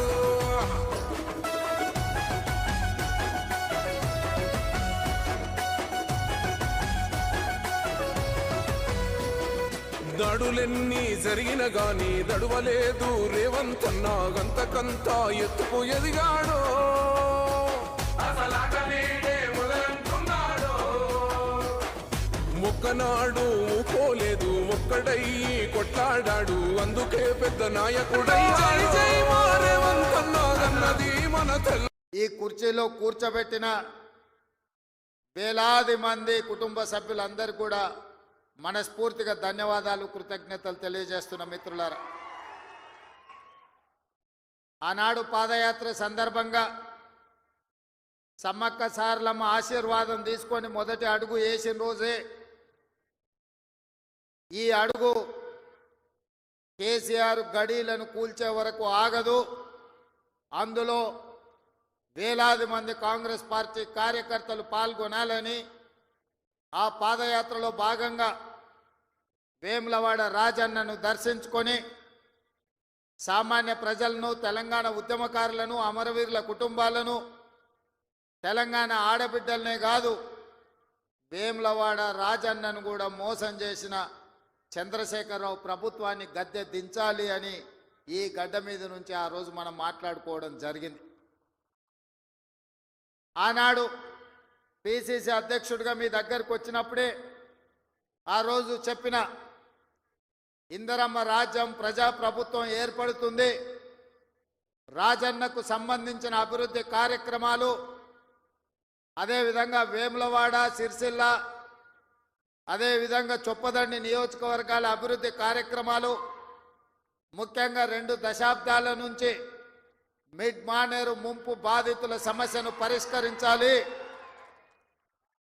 మీ వంట వార్పు కార్యక్రమంలో మీ నిరసన కార్యక్రమంలో మీరు చేస్తున్న పోరాటంలో చాలాసార్లు నన్ను ఆహ్వానించడం ద్వారా ఆనాడు మీ సమస్య నా దృష్టికి తీసుకొస్తే మనకు అవకాశం వచ్చినప్పుడు ఆ సమస్యను పరిష్కరించాలి అని చెప్పి ఆనాడే మీకు మాట ఇవ్వడం జరిగింది ఇవాళ అదే కాకుండా కలికోట సూరమ్మ ప్రాజెక్టు పాదయాత్ర సందర్భంగా ప్రాజెక్టు మొత్తం కలే తిరిగి ఖచ్చితంగా అధికారులకు వచ్చిన ఎంబడే ఈ ప్రాజెక్టును పూర్తి చేసే బాధ్యత కాంగ్రెస్ ప్రభుత్వం తీసుకుంటుంది అని ఆనాడు ఈ ప్రాంత రైతాంగానికి చెప్పడం జరిగింది ఆ రోజు పాదయాత్రలో పెద్దలు జీవన్ రెడ్డి గారు ఈ జిల్లా స్థితిగతులను ఈ జిల్లాలో గత 40-50 సంవత్సరాల నుంచి చేసిన అభివృద్ధిని ఈ ప్రాంతానికి ప్రాతినిధ్యం వహించిన ప్రజాప్రతినిధుల గురించి వారు తెలియజెప్పినప్పుడు ఈ కరీంనగర్ గడ్డకు పరిపాలన చాతుర్యమే కాదు పోరాటాల పౌరుషం ఉన్నదన్న సంగతి ఆ పాదయాత్రలో కూలంకషంగా తెలుసుకోవడం జరిగింది కొండగట్టు హనుమంతుడి ఆశీర్వాదం తీసుకొని ఖచ్చితంగా ఈ జిల్లా అభివృద్ధి కార్యక్రమాలలో ఆనాడు శ్రీరామ్ సాగర్ నుంచి మొదలు పెడితే శ్రీపాద ఎల్లంపల్లి ప్రాజెక్టు వరకు ఈ ప్రాంతంలో కట్టిన ప్రాజెక్టులు కాంగ్రెస్ పార్టీనే మిగిలిన వాటిని పూర్తి చేసేది కూడా కాంగ్రెస్ పార్టీనే అని ఆనాడు మీ అందరికీ ఆ రోజు చెప్పడం జరిగింది ఈరోజు మళ్ళీ కాంగ్రెస్ అధికారంలోకి వచ్చి కాళేశ్వరం అసంపూర్తి ప్రాజెక్టులు కావచ్చు అందులో ఉండే ప్యాకేజీలు కావచ్చు కలికోట సూరమ్మ ప్రాజెక్టు కావచ్చు సిరిసిల్లలో ఉన్న ప్యాకేజ్ 9 కావచ్చు ఇట్లా చెప్పుకుంటూ వెళ్తే ఈ ప్రాంతంలో వాయిదాలు పడుతున్న సాగునీటి ప్రాజెక్టులను పూర్తి చేయడానికి మీ జిల్లా ఇన్ఛార్జ్ మినిస్టర్ పెద్దలు ఉత్తమ్ కుమార్ రెడ్డి గారు నిరంతరం సమీక్షిస్తూ అధికారులను సమన్వయం చేస్తూ ప్రజాప్రతినిధులతో సమాచారం తెప్పించుకుంటూ ఈ జిల్లా మీద ప్రత్యేకమైన శ్రద్ధ కనబరుస్తున్నారు వారు సాగునీటి పారుదల శాఖ మంత్రి కాదు వారు ఈరోజు కరీంనగర్ ఉమ్మడి జిల్లాకు వారు ఇన్ఛార్జ్ మంత్రివర్యులు తప్పకుండా కరీంనగర్ జిల్లా ప్రజలకు నేను ఒక మాట ఇవ్వదలుచుకున్నా 100% ఈ నవంబర్ 30 తారీఖు లోపల మళ్ళీ ఉత్తమ్ కుమార్ రెడ్డి గారు మీ జిల్లాకు వచ్చి ఈ జిల్లాలో ఉన్న సాగునీటి ప్రాజెక్టులు అసంపూర్తిగా ఉన్న వాటిని అన్నిటినీ సమీక్షించి ఎంత కాలంలో పూర్తయితాయి, ఎంత నిధులు కావాలి, మన ప్రభుత్వం ఆ ప్రాజెక్టులను ఎలా పూర్తి చేస్తుందో పెద్దలు ఉత్తమ్ కుమార్ రెడ్డి గారు మీ ఎమ్మెల్యేల సలహాలు సూచనలు తీసుకొని తప్పకుండా ప్రాజెక్టులను పూర్తి చేయడం జరుగుతుంది అని చెప్పి నేను ఈ వేదిక మీద నుంచి చెప్పదలుచుకున్నా. అదేవిధంగా మిత్రులారా, కరీంనగర్ జిల్లా గురించి నేను కొత్తగా చెప్పాల్సిన పని లేదు. ఆనాడు ఈ దేశానికి దశ దిశ నిర్దేశం సూచించిన పివి నరసింహారావు గారు మంతని శాసనసభ నియోజకవర్గం నుంచి గ్రామ స్థాయి నుంచి ఢిల్లీ వరకు నాయకత్వాన్ని అందించి పరిపాలన అంటే ఇట్లా ఉండాలి, తెలంగాణ బిడ్డ పరిపాలన చేస్తే ప్రపంచమే ఆశ్చర్యపోయే విధంగా అబ్బురపడే విధంగా దేశాన్ని అభివృద్ధి పదం వైపు నడిపిస్తాడని చెప్పిన పివి నరసింహారావు మీ బిడ్డ, కరీంనగర్ బిడ్డ అని చెప్పి ఈ సందర్భంగా మనం గుర్తు చేసుకోవాలి. వారే కాదు, పెద్దలు చొక్కారావు గారు కావచ్చు, సత్యనారాయణరావు గారు కావచ్చు, ఇలా చెప్పుకుంటూ వెళ్తే ఈ కరీంనగర్ జిల్లా నాయకత్వాన్ని అందించిన జిల్లా. ఈ కరీంనగర్ జిల్లా రైతాంగానికి సమస్యలు వచ్చినా, నిరుద్యోగ యువతకు బాధ కలిగినా ఈ కరీంనగర్ జిల్లా నుంచే ఉద్యమాలు మొదలైనవి. ఈ కరీంనగర్ జిల్లా ఉద్యమాలకు ఎప్పుడు నాయకత్వం వహించింది. సిరిసిల్ల జగిత్యాల రైతాంగ పోరాటాలు ఈ రాష్ట్రం, ఈ ప్రజలు ఎప్పుడు మర్చిపోలేరు. రైతుల సమస్య వచ్చినప్పుడు ఈ ప్రాంతంలో రైతాంగ పోరాటాలను మనం కళ్ళతో చూసినాం. అదే కాదు, తెలంగాణ రాష్ట్రం కావాలి, తెలంగాణ రాష్ట్రం కళ నెరవేరాలి అని ఈ ప్రాంతంలో లేచిన ఉవ్వెత్తున ఉద్యమాన్ని ఆనాడు 2004 సంవత్సరంలో శ్రీమతి సోనియా గాంధీ గారు ఇదే కరీంనగర్ గడ్డ మీద నుంచి మీకు మాట ఇచ్చిండ్రు. మీ మనసులో ఉన్న కోరిక, ఈ తెలంగాణ ప్రజల ఆకాంక్ష నాకు తెలుసు, తప్పకుండా నెరవేరుతుంది అని చెప్పి శ్రీమతి సోనియా గాంధీ గారు ఈ కరీంనగర్ గడ్డ మీద నుంచే 4 కోట్ల ప్రజలకు మాట ఇవ్వడం జరిగింది. ఆ తర్వాత జరిగిన పరిణామాలు నేను చెప్పేదానికంటే మీ పార్లమెంట్ సభ్యుడు పొన్నం ప్రభాకర్ గారు ఆ రోజు పార్లమెంటులో పెప్పర్ స్ప్రేలను అడ్డుకొని తెలంగాణ బిల్లును ఆమోదింపజేయడంలో పెద్దలు జైపాల్ రెడ్డి గారి నుంచి మొదలు పెడితే మన పార్లమెంట్ సభ్యులందరూ పట్టుదలతోని వీరోచితంగా లోక్సభలో కొట్లాడితే తెలంగాణ రాష్ట్ర బిల్లు ఆమోదం అయ్యింది. తెలంగాణ రాష్ట్ర బిల్లు ఆమోదం ఆశామాషిగా జరగలే, అలా తప్పగా ఎవరో ఇవ్వలే.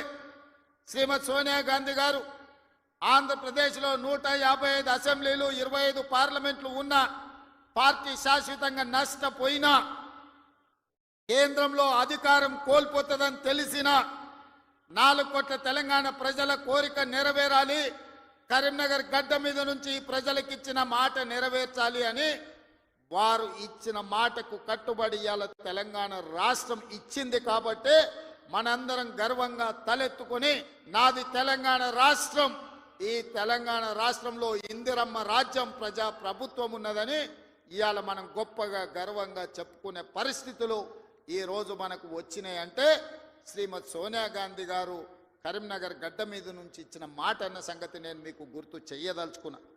అందుకే మిత్రులారా, కాంగ్రెస్ పార్టీ ఏదైనా మాట ఇస్తే ఆ మాట కోసం ఎంత దూరమైనా పోతుంది, ఆ ప్రజల ఆకాంక్ష నెరవేర్చడానికి ఎంత త్యాగానికైనా సిద్ధమవుతుందన్న సంగతి 2004లో సోనియమ్మ ఇచ్చిన మాటను చూసిన ఎవరికైనా అర్థమవుతుంది. ఈ ప్రాంతం నుంచి ఒక్కసారి ఎంపీగా మీరు పొన్నం ప్రభాకర్ని గెలిపిస్తే తెలంగాణ రాష్ట్రాన్ని సాధించండి. మరి నేను ఇక్కడికి వచ్చిన ప్రజల్ని ఈ వేదిక మీద నుంచి కరీంనగర్ ఉమ్మడి జిల్లా ప్రజలు నేను అడుగుతున్నా, బండి సంజయ్ గారిని 2 సార్లు పార్లమెంటుకు పంపిస్తే ఆయన మంత్రి అయింది, కానీ ఈ కరీంనగర్ జిల్లాకు నరేంద్ర మోడీ నుంచి చిల్లి గవ్వైన తెచ్చిండా? ఈ కరీంనగర్ అభివృద్ధి కోసం వారు ఎప్పుడైనా పార్లమెంట్లో మాట్లాడిండా? మీరు ఆలోచన చెయ్యండి. అంతకంటే ముందు 3 సార్లు టీఆర్ఎస్ వాళ్ళని గెలిపించిండ్రు. వాళ్ళు గుండు సున్ననే ఈ కరీంనగర్ జిల్లాకి ఇచ్చింది. నిజంగానే వినోద్ కుమార్ గారు, చంద్రశేఖర్ రావు గారు వీళ్ళందరూ ఈ ప్రాంతానికి నీళ్లు తెచ్చినుంటే, నిధులు ఈ ప్రాంతంలో ఖర్చు పెట్టినుంటే ఈ కలికోట సూరమ్మ ప్రాజెక్టు పెండింగ్ ఎందుకుంటుండే, సిరిసిల్ల నియోజకవర్గంలో ప్యాకేజీ 9 పడావు ఎందుకు పడుతుండే, ఈ దేవుడు రాజన్న కోడె దూడలను ఇచ్చి కోరికలు నెరవేర్చే రాజన్న మందిరం 10 సంవత్సరాలు పడావు పడ్డట్టుగా ఎందుకు ఉంటుండే అని నేను ఈ మిత్రులను అడుగుతున్నా. దాదాపుగా ఈ 10 సంవత్సరాలలో చంద్రశేఖరరావు గారు 20 లక్షల కోట్ల రూపాయల బడ్జెట్ ఖర్చు పెట్టిండు. తెలంగాణ రాష్ట్రాన్ని 7 లక్షల కోట్ల రూపాయల్లో అప్పుల ఊబిలో ముంచిండు. 7 లక్షల కోట్ల రూపాయల అప్పు తెచ్చిన చంద్రశేఖరరావు, 10 సంవత్సరాలలో 20 లక్షల కోట్ల రూపాయలు ఖర్చు పెట్టిన చంద్రశేఖరరావు 100 కోట్లతోని రాజన్న దేవాలయాన్ని పూర్తి చేయలేకపోయిందా? ప్యాకేజీ నెంబర్ 9 సిరిసిల్లలో ఎందుకు పడావు పడ్డది? కలికోట సూరమ్మ ప్రాజెక్ట్ ఎందుకు పూర్తి కాలేదో మీరు ఒక్కసారి ఆలోచన చేయండి. ఇవాళ మీ రోడ్లు వెడల్పు విషయంలో కానీ మీరు ఆనాడు ఎమ్మెల్యేగా ఎన్నుకున్న ఆయన 3 సార్లు గెలిచినట్టున్నాడు. ఆయనను గవ్వాలంటే మీరు జర్మనీకి పోవాల్సిన పరిస్థితి ఉండే. కానీ ఇవాళ ఆది శ్రీనివాస్ మీరు పోవాల్సిన పని లేదు. మీ గల్లీకో మీ తండాకో మీ ఊరికో రోజు దయ్యం పట్టినట్టే తిరుగుతుండే ఆది శ్రీనివాస్. ఆయనకు పట్నం ఆడుందో తెలియదు. అసెంబ్లీ ఉన్నప్పుడు పట్నం వచ్చిందంటే పైగో ఇన్ని కాగితాలు పట్టుకొని వస్తాడు నా దగ్గరికి. మీ ఎమ్మెల్యేని చూస్తేనే నాకు భయం అవుతుంది, మళ్ళీ ఏం తెచ్చి కాగితం చేతిలో పెడతాడో, మళ్ళీ ఏం అడుగుతాడో అని. కానీ ఏదైనా ఎన్నడూ ఆయన ఏ పైరవికి రాలే, ఏ పని అడగలే, ఏ కాంట్రాక్ట్ అడగలే, ఏ బదిలీ అడగలే. ఈ వేములవాడ నియోజకవర్గానికి దాదాపుగా 35 ఏళ్ల నుంచి వివిధ హోదాలలో నేను పనిచేసిన, ఇండిపెండెంట్గా నిలబడ్డా, పార్టీ నుంచి నిలబడ్డా, నన్ను ఆశీర్వదించి హక్కుని చేర్చుకొని నన్ను గుండెల్లో పెట్టి చూసుకున్నారు. నాకు ఒక అవకాశం వచ్చింది, నా జన్మ ధన్యమైతుంది. పనులు చేస్తే మీరు సహకరించాలి. నాకు పదవి ఇవ్వకపోయినా పర్వాలేదు, కానీ నా ప్రాంతానికి ప్రాజెక్టులు ఇవ్వండి అని మీ ఆది శ్రీనివాస్ కాగితాలు తీసుకొచ్చి ఇచ్చి ప్రాజెక్టులు అన్నీ కూడా తెచ్చుకున్నాడు. నాకు కూడా ప్రజల కోసం, ప్రాంత అభివృద్ధి కోసం అడిగే ఎమ్మెల్యేలన్నా ప్రజాప్రతినిధులన్నా నాకు కూడా చాలా ఇష్టం. సిరిసిల్లలో అన్ని పనులు చెయ్యాలనుకున్నా అంతా సవ్యంగా జరిగింది. కానీ సిరిసిల్లలో తప్పిదం జరగడం వల్ల ఈరోజు సిరిసిల్లలో కేకే మహేందర్ రెడ్డి మనకి ఎమ్మెల్యే కాలేదు. కానీ సిరిసిల్ల ప్రాంతాన్ని నిర్లక్ష్యం చేయదలుచుకోలే. సిరిసిల్ల ప్రాంతాన్ని అభివృద్ధి చేస్తాం, అందుకే మెడికల్ కాలేజ్ మంజూరు చేసినాం. అదేవిధంగా మా చేనేత కార్మికుల కోసం యాడ్ను డిపో రాజన్న సాక్షిగా వేములవాడలో ఈరోజు పెట్టినాం. ఈ ప్రాంతంలో ఉండే నేతన్నల్ని, గీతన్నల్ని, గల్ఫ్ కార్మికులను ఆదుకోవాలనేది మా విధానం. గల్ఫ్ కార్మికుల విషయంలో మా మేడిపల్లి సత్యం కావచ్చు, మా డాక్టర్ కవంపల్లి సత్యనారాయణ గారు కావచ్చు, పెద్దలు జీవన్ రెడ్డి గారు, ఆది శ్రీనివాస్ ఈ ప్రాంత జగిత్యాల కోరుట్ల ప్రాంతం నుంచి ఇక్కడ నుంచి వలసలు పోయే గల్ఫ్ కార్మికుల గురించి గల్ఫ్ బోర్డు పెట్టాలి. గల్ఫ్ కార్మికులు అక్కడికి పోతే ఏదైనా ప్రమాదం జరిగి గల్ఫ్ దేశాలలో, మిడిల్ ఈస్ట్ కంట్రీలో చచ్చిపోతే కనీసం ఆ కుటుంబాలు శవాన్ని కూడా చూసే పరిస్థితి లేదు. ఆ కుటుంబాలను ఆదుకునే పరిస్థితి అంతకంటే లేదు. వాళ్ళ పిల్లలు అనాథలైపోతున్నారు. ఆ కుటుంబాలను ఆదుకోవాలని పాదయాత్ర సందర్భంగా చెప్తే మన ప్రభుత్వం, ప్రజా ప్రభుత్వం గల్ఫ్ కార్మికులను ఆదుకోవడానికి బోర్డుతో పాటు అక్కడ ఎవరైనా ప్రమాదవశాత్తు చనిపోతే 5 లక్షల రూపాయల నష్ట పరిహారం ఇవ్వాలని ఇవాళ గల్ఫ్లో చనిపోతున్న వాళ్ళ కుటుంబాలకు నిన్ననే చనిపోయిన వాళ్ళందరూ కూడా ఖాతాలో 5 లక్షలు పడ్డాయని నేను భావిస్తున్నా. ఎందుకంటే నేను బయలుదేరే ముందు నిన్న వరంగల్లో మా అధికారులకు ఆదేశాలు ఇచ్చిన. గతంలోనే నేను కొంతమంది బాధితులు ఉంటే సెక్రటేరియట్కి పిలిచి వాళ్ళకి చెక్కులు ఇవ్వడం జరిగింది. నేను ఎందుకు ఈ మాట చెప్తున్నంటే ఈ ప్రాంతంలో ఉన్న చేనేత కార్మికులు, బీడీ కార్మికులు ఈ ప్రాంతంలో వలసలు ఎక్కువ. పాలమూరు నుంచి తట్ట పనో, పార పనో, మట్టు పనో, లేకపోతే బొంబాయో, దుబాయో పోయే పరిస్థితులు ఉంటే ఇక్కడ పూర్తిగా గల్ఫ్, మిడిల్ ఈస్ట్ కంట్రీలకే వెళ్తున్నారు. వీళ్ళ కోసం ప్రత్యేకమైన బోర్డు తేవాలి, వీళ్ళని ప్రత్యేకంగా ఆదుకోవాలి, వీళ్ళ పిల్లలకు ఒక మంచి చదువులు ఇవ్వాలి, వాళ్లకు మంచి భవిష్యత్తు ఉండాలి అని ఇవాళ గల్ఫ్ కార్మికుల గురించి మన ప్రభుత్వం ఆలోచన చేస్తున్నది. తప్పకుండా తొందరలోనే ఇప్పుడు 11వ నెలలు ఉన్నాం. 10 నెలల్లో 4 నెలలు పార్లమెంట్ ఎన్నికలకే పోయినాయి. మీకు తెలుసు, మనం సరిగ్గా పరిపాలన చేసింది వచ్చిన కొత్తలో కొత్త సంసారమే 2-3 నెలలు. ఆ తర్వాత 4 నెలలు పార్లమెంట్ ఎన్నికల్లోనే పోయినాయి. 7 నెలలు తీస్తే సరిగ్గా కుదురుగా కుర్చీలో కూర్చొని సచివాలయానికి పోయి అధికారులతో మాట్లాడి పరిపాలనపరమైన నిర్ణయాలు తీసుకున్నది 4 నెలలే అని చెప్పి ఈరోజు తెలంగాణ సమాజానికి 4 కోట్ల ప్రజలకు నేను చెప్పదలుచుకున్నా. అయినా 10 సంవత్సరాలు చంద్రశేఖరరావు చేయలేని పనులన్నిటిని కూడా పడావు పెట్టిన ప్రాజెక్టులన్నిటిని కూడా తిరిగి పునః ప్రారంభించి ఈరోజు ప్రభుత్వం ముందుకెళ్తుంటే ఆయననేమో ఫామ్ హౌస్లో వండుకుంటాడు, వీళ్ళిద్దరేమో మన కాళ్ళలో కట్టబెట్టనికి తిరుగుతున్నారు. ఏలేశ్వరం పోయినా శనీశ్వరుడు వదలేదన్నట్టు ఇవాళ ఓడగొట్టి ఇంట్లో వండబెట్టిన అసెంబ్లీ ఎన్నికల్లో అధికారం పోయింది, పార్లమెంటులో సీట్లన్నీ పోయి గుండు సున్నా వచ్చింది. ఇప్పుడు వాళ్ళకు మెదడే పోయినట్టు అనిపిస్తుంది. అసెంబ్లీ ఎన్నికలలో అధికారం పోయింది, పార్లమెంటులో ఉన్న సీట్లన్నీ పోయినాయి. ఇప్పుడు వాళ్ళ ఏషాలు చూస్తుంటే ఉన్న మెదడు కూడా దొబ్బినట్టే నాకు అనిపిస్తుంది. ఏం మాట్లాడుతున్నారో నాకైతే అర్థమవుతలేదు. 10 సంవత్సరాలు మీరు ఇవన్నీ చేసి ఉంటే ఇవాళ రైతులకు 18,000 కోట్ల రూపాయలు 25 రోజుల్లో 23 లక్షల కుటుంబాలకు రైతు రుణమాఫీ చేయాల్సిన అవసరం నాకు వస్తుండేనా? 10 ఏళ్లలో నువ్వు 1,00,000 రూపాయలని 4 విడతలని మిత్తి కడతా అని అసలు మిత్తి కలిసి తడిసి మోపెడై రైతులు దేశంలోనే ఆత్మహత్యలలో 2వ స్థానం తెలంగాణ రాష్ట్రం వచ్చిన సంగతి చంద్రశేఖరరావు గారు మర్చిపోయినట్టున్నాడు.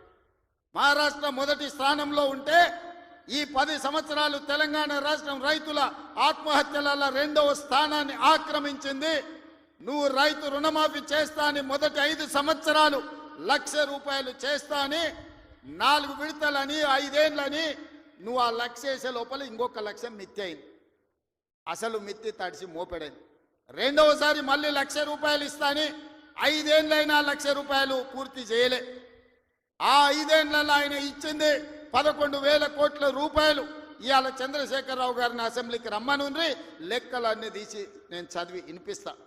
5 ఏళ్ళు అధికారంలో ఉన్న నువ్వు 11,000 కోట్ల రూపాయల రైతు రుణమాఫీకి 5 ఏళ్ళు తీసుకుంటే ఇందిరమ్మ రాజ్యంలో కాంగ్రెస్ ప్రభుత్వం 25 రోజుల్లో 23 లక్షల కుటుంబాలకు దాదాపుగా 18,000 కోట్ల రూపాయల రైతు రుణమాఫీ చేసి 2 లక్షల వరకు ఉన్న రైతాంగానికి మేము రుణమాఫీ చేస్తే పెద్ద మనిషిగా అభినందించాల్సింది పోయి, ఒకవేళ మనిషి పెద్ద మనిషివైనా నీకు చిన్న బుద్ధి ఉంటే మౌనంగా నన్ను ఉంటావేమో అనుకున్నా.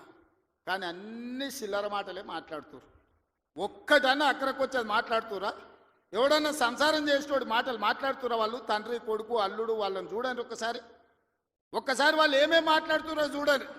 10 ఏళ్ళు ప్రభుత్వం నడిపినాడు, 10 నెలలు కాకముందే నువ్వు దిగిపో మేము కూర్చుంటామంటారు. 10 ఏళ్ళు కూర్చున్నారు కదా, ఏం ఎలుగబెట్టారు? ఎలుగబెడితే ఏం ఎలుగబెట్టారో చెప్పండి. 10 ఏళ్ళు మీరు చేయలేని పనులు మేము చేస్తుంటే మీకు కడుపు నొప్పి వచ్చిందా? మీకు కాలు నొప్పి అయిందా? ఏం నొప్పి అయింది? మీకు ఏడ నొప్పి లేస్తుంది? నాకు అర్థమైతలేదు. మీ నొప్పికి మా కార్యకర్తల దగ్గర మందు ఉన్నది, పెడతారు. ఏడ పెట్టాలనో ఆడా మీకు నొప్పి లేచిన కాడ మా వాళ్ళు మందు పెడతారు, సిద్ధంగానే ఉన్నారు. మీరు అనుకుంటున్నాం సోషల్ మీడియాలో 4 హౌల పోస్టులు పెట్టి పెద్ద మొనగాళ్ళం అనుకుంటున్నట్టున్నారు. మా వాళ్ళు ఏంటంటే అధికారం వచ్చింది ఇప్పుడు తొందరగా ఉంది అని కొంచెం రిలాక్స్ అవుతున్నారు. వస్తున్నాయి స్థానిక సంస్థల ఎన్నికలు, మా వాళ్ళు తయారవుతారు, అప్పుడు తెలుస్తుంది ఇద్దరికి బామార్దులకు. ఇవాళ నేను అడిగేది ఒక్కటే, 10 ఏళ్లలో నువ్వు చేసిన రైతు రుణమాఫీ అంతా లెక్కలు తీద్దాం. ప్రభుత్వం నా దగ్గరనే ఉంది, వ్యవసాయ శాఖ మంత్రి ఈ వేదిక మీదనే ఉన్నారు తుమ్మల నాగేశ్వరరావు గారు. మొదటి 5 ఏళ్లలో ఎంతమంది రైతులకు ఎంత రుణమాఫీ చేసినో లెక్కలు చెప్దాం. 2వ విడత 5 ఏళ్లలో మళ్ళీ అధికారంలోకి వచ్చినాక ఎంతమంది రైతులకు ఎన్ని కోట్ల రూపాయలు ఇచ్చినో లెక్క తీద్దాం. 25 రోజుల్లో మనము 2 లక్షల రూపాయల మేరకు రైతులకు చేసిన రుణమాఫీని 2014 నుంచి 2018 వరకు, 2018 నుంచి 2023 డిసెంబర్ వరకు, 2023 డిసెంబర్ నుంచి 2024 డిసెంబర్ వరకు 3 సార్లు రైతు రుణమాఫీలో 2 సార్లు చంద్రశేఖరరావు చేస్తే ఒక్కసారి ఈ వేదిక మీద ఉన్న మా మిత్రులందరూ చేసారు. లెక్కలు తీద్దాం, వాస్తవాలు మాట్లాడదాం. చంద్రశేఖరరావు గారు మీరు అసెంబ్లీకి రాండి. నీకు ధైర్యం ఉంటే, నిజాన్ని ఎదుర్కొనే చిత్తశుద్ధి నీకుంటే రా అసెంబ్లీలకు. మా వ్యవసాయ శాఖ మంత్రి ఈరోజు నీకు లెక్కలు చెప్తాడు. ఏమైనా తక్కువ పడితే మిగతా సంగతి నేను చూసుకుంటా. అదేవిధంగా తెలంగాణ ఉద్యమమే నిరుద్యోగ సమస్య. ఈ నిరుద్యోగ సమస్యనే తెలంగాణ రాష్ట్రాన్ని సాధించి వందలాది మంది బిడ్డలు ఆత్మ బలిదానాలు చేసుకొని సాధించుకున్న తెలంగాణలో 10 నెలల్లో నేను 50,000 ఉద్యోగాలు ఇచ్చిన ప్రభుత్వ ఉద్యోగాలు. 10 ఏళ్లలో నువ్వు ఎన్ని ఇచ్చినవో లెక్క కట్టు, తలకాయ లెక్క పెడదాం. 50,000కు ఒక్క తలకాయ తక్కువనే ఎల్పీ స్టేడియంలో అందరిని పిలుస్తా. 50కి తక్కువ ఉంటే అక్కడ నేను క్షమాపణ చెప్తా. స్వతంత్రం వచ్చినప్పటి నుంచి భారతదేశంలో ఏ రాష్ట్రం కూడా మొదటి సంవత్సరంలో 10 నెలల్లో 50,000 ఉద్యోగాలు ఇవ్వలేదు. నేను సూటిగా సవాలు విసురుతున్న చంద్రశేఖర్ రావు గారికి, రా నీ 10 ఏళ్ల పాలనలో ప్రతి సంవత్సరానికి నువ్వు ఎన్ని ఉద్యోగాలు ఇచ్చినావు? 10 నెలలల్లా నేను 50,000 ఉద్యోగాలు ఇచ్చిన లెక్క కట్టి తలకాయలు మొత్తం ఎల్పీ స్టేడియంలో పిలిపించి అందరిని పెడతా. నువ్వు వాళ్ళ తల లెక్క పెట్టుకో. ఒక్క తల తగ్గిన క్షమాపణ చెప్పడానికి నేను సిద్ధంగా ఉన్నా. అన్ని చిల్లర మాటలే. మా తాత ఉన్నప్పుడే నోటిఫికేషన్ ఇచ్చిండు, మా ముత్తాత ఉన్నప్పుడే మేము ఇవన్నీ చేసినాం అంటాడు. వెనకటికి ఎవడోనంటే వాడిని తాతలు నేతులు తాగుతానంట, ఇప్పుడు వీడు మూతులు నాకిండంట. గట్లున్నది వీళ్ళ మాటలు. చెప్పుకోవడానికి బాగానే ఉంటుంది. మా చచ్చిపోయిన బర్రె పగిలిపోయిన కుండ నిండా పాలిస్తుండని. బర్రె చచ్చింది, కుండ పగిలింది. ఇంకా బుద్ధి మాత్రం మారలేదు వీళ్ళకు. అందుకే ఇవాళ రైతు రుణమాఫీ విషయంలో కానీ, నిరుద్యోగ సమస్య విషయంలో కానీ, ఆర్టీసీలో ఆడబిడ్డలకు ఉచిత ప్రయాణం ఏదైతే ఇచ్చినామో 1,10,00,000 మంది ఆడబిడ్డలు ఈరోజు అమ్మగారి ఇంటికి పోవాలన్నా, రాముల వారిని దర్శించుకోవాలన్నా ఒక్క రూపాయి ఒక్క పైస లేకున్నా పోవచ్చు. 3,700 కోట్ల రూపాయలు మంత్రి పొన్నం ప్రభాకర్ గారు ఇవాళ ఖర్చు పెట్టి ఆడబిడ్డలకు ఉచిత బస్సు ప్రయాణం ఇచ్చాడు. ఇదే కాదు, ఆనాడు మోడీ ప్రభుత్వం 1,200 రూపాయల సిలిండర్ చేస్తే ఈరోజు ఆడబిడ్డలకు 500 రూపాయలకే సిలిండర్ ఇస్తున్నాం. ఆ శాఖ ఉత్తమ్ కుమార్ రెడ్డి గారు చూస్తున్నారు. అదేవిధంగా ప్యాడీ ఆయనలో ఏమన్నాడే కేసీఆర్, ఊరేసుకుంటే ఊరేసుకున్నట్టే అన్నాడు. అన్నోడు అన్నట్టు ఉండాలి కదా. ఆయన మాత్రం ఫామ్ హౌస్లో 150 ఎకరాలు ఊరేసుకున్నాడు. అవన్నీ లెక్కలు తీసి బయట పెట్టిన వీడియోలతో సహా. మా సార్ అట్లా వేసుకున్నాడు కానీ అని వాళ్ళ తాబేదారులు వచ్చి చెప్పారు.